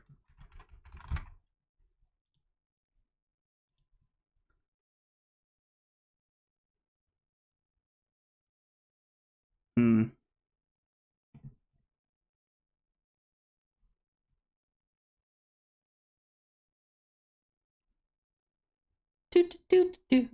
When it comes out right. Sorry, I'm looking at my testing sheet real quick here. Looking at something that I have. Sorry, 1 second. While I'm doing this.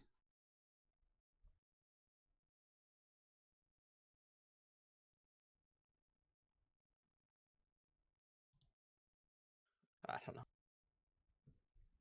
All right, well, that's interesting. So, okay. Well, Sorry, I was looking at my testing thing. Guys, that's it for tonight.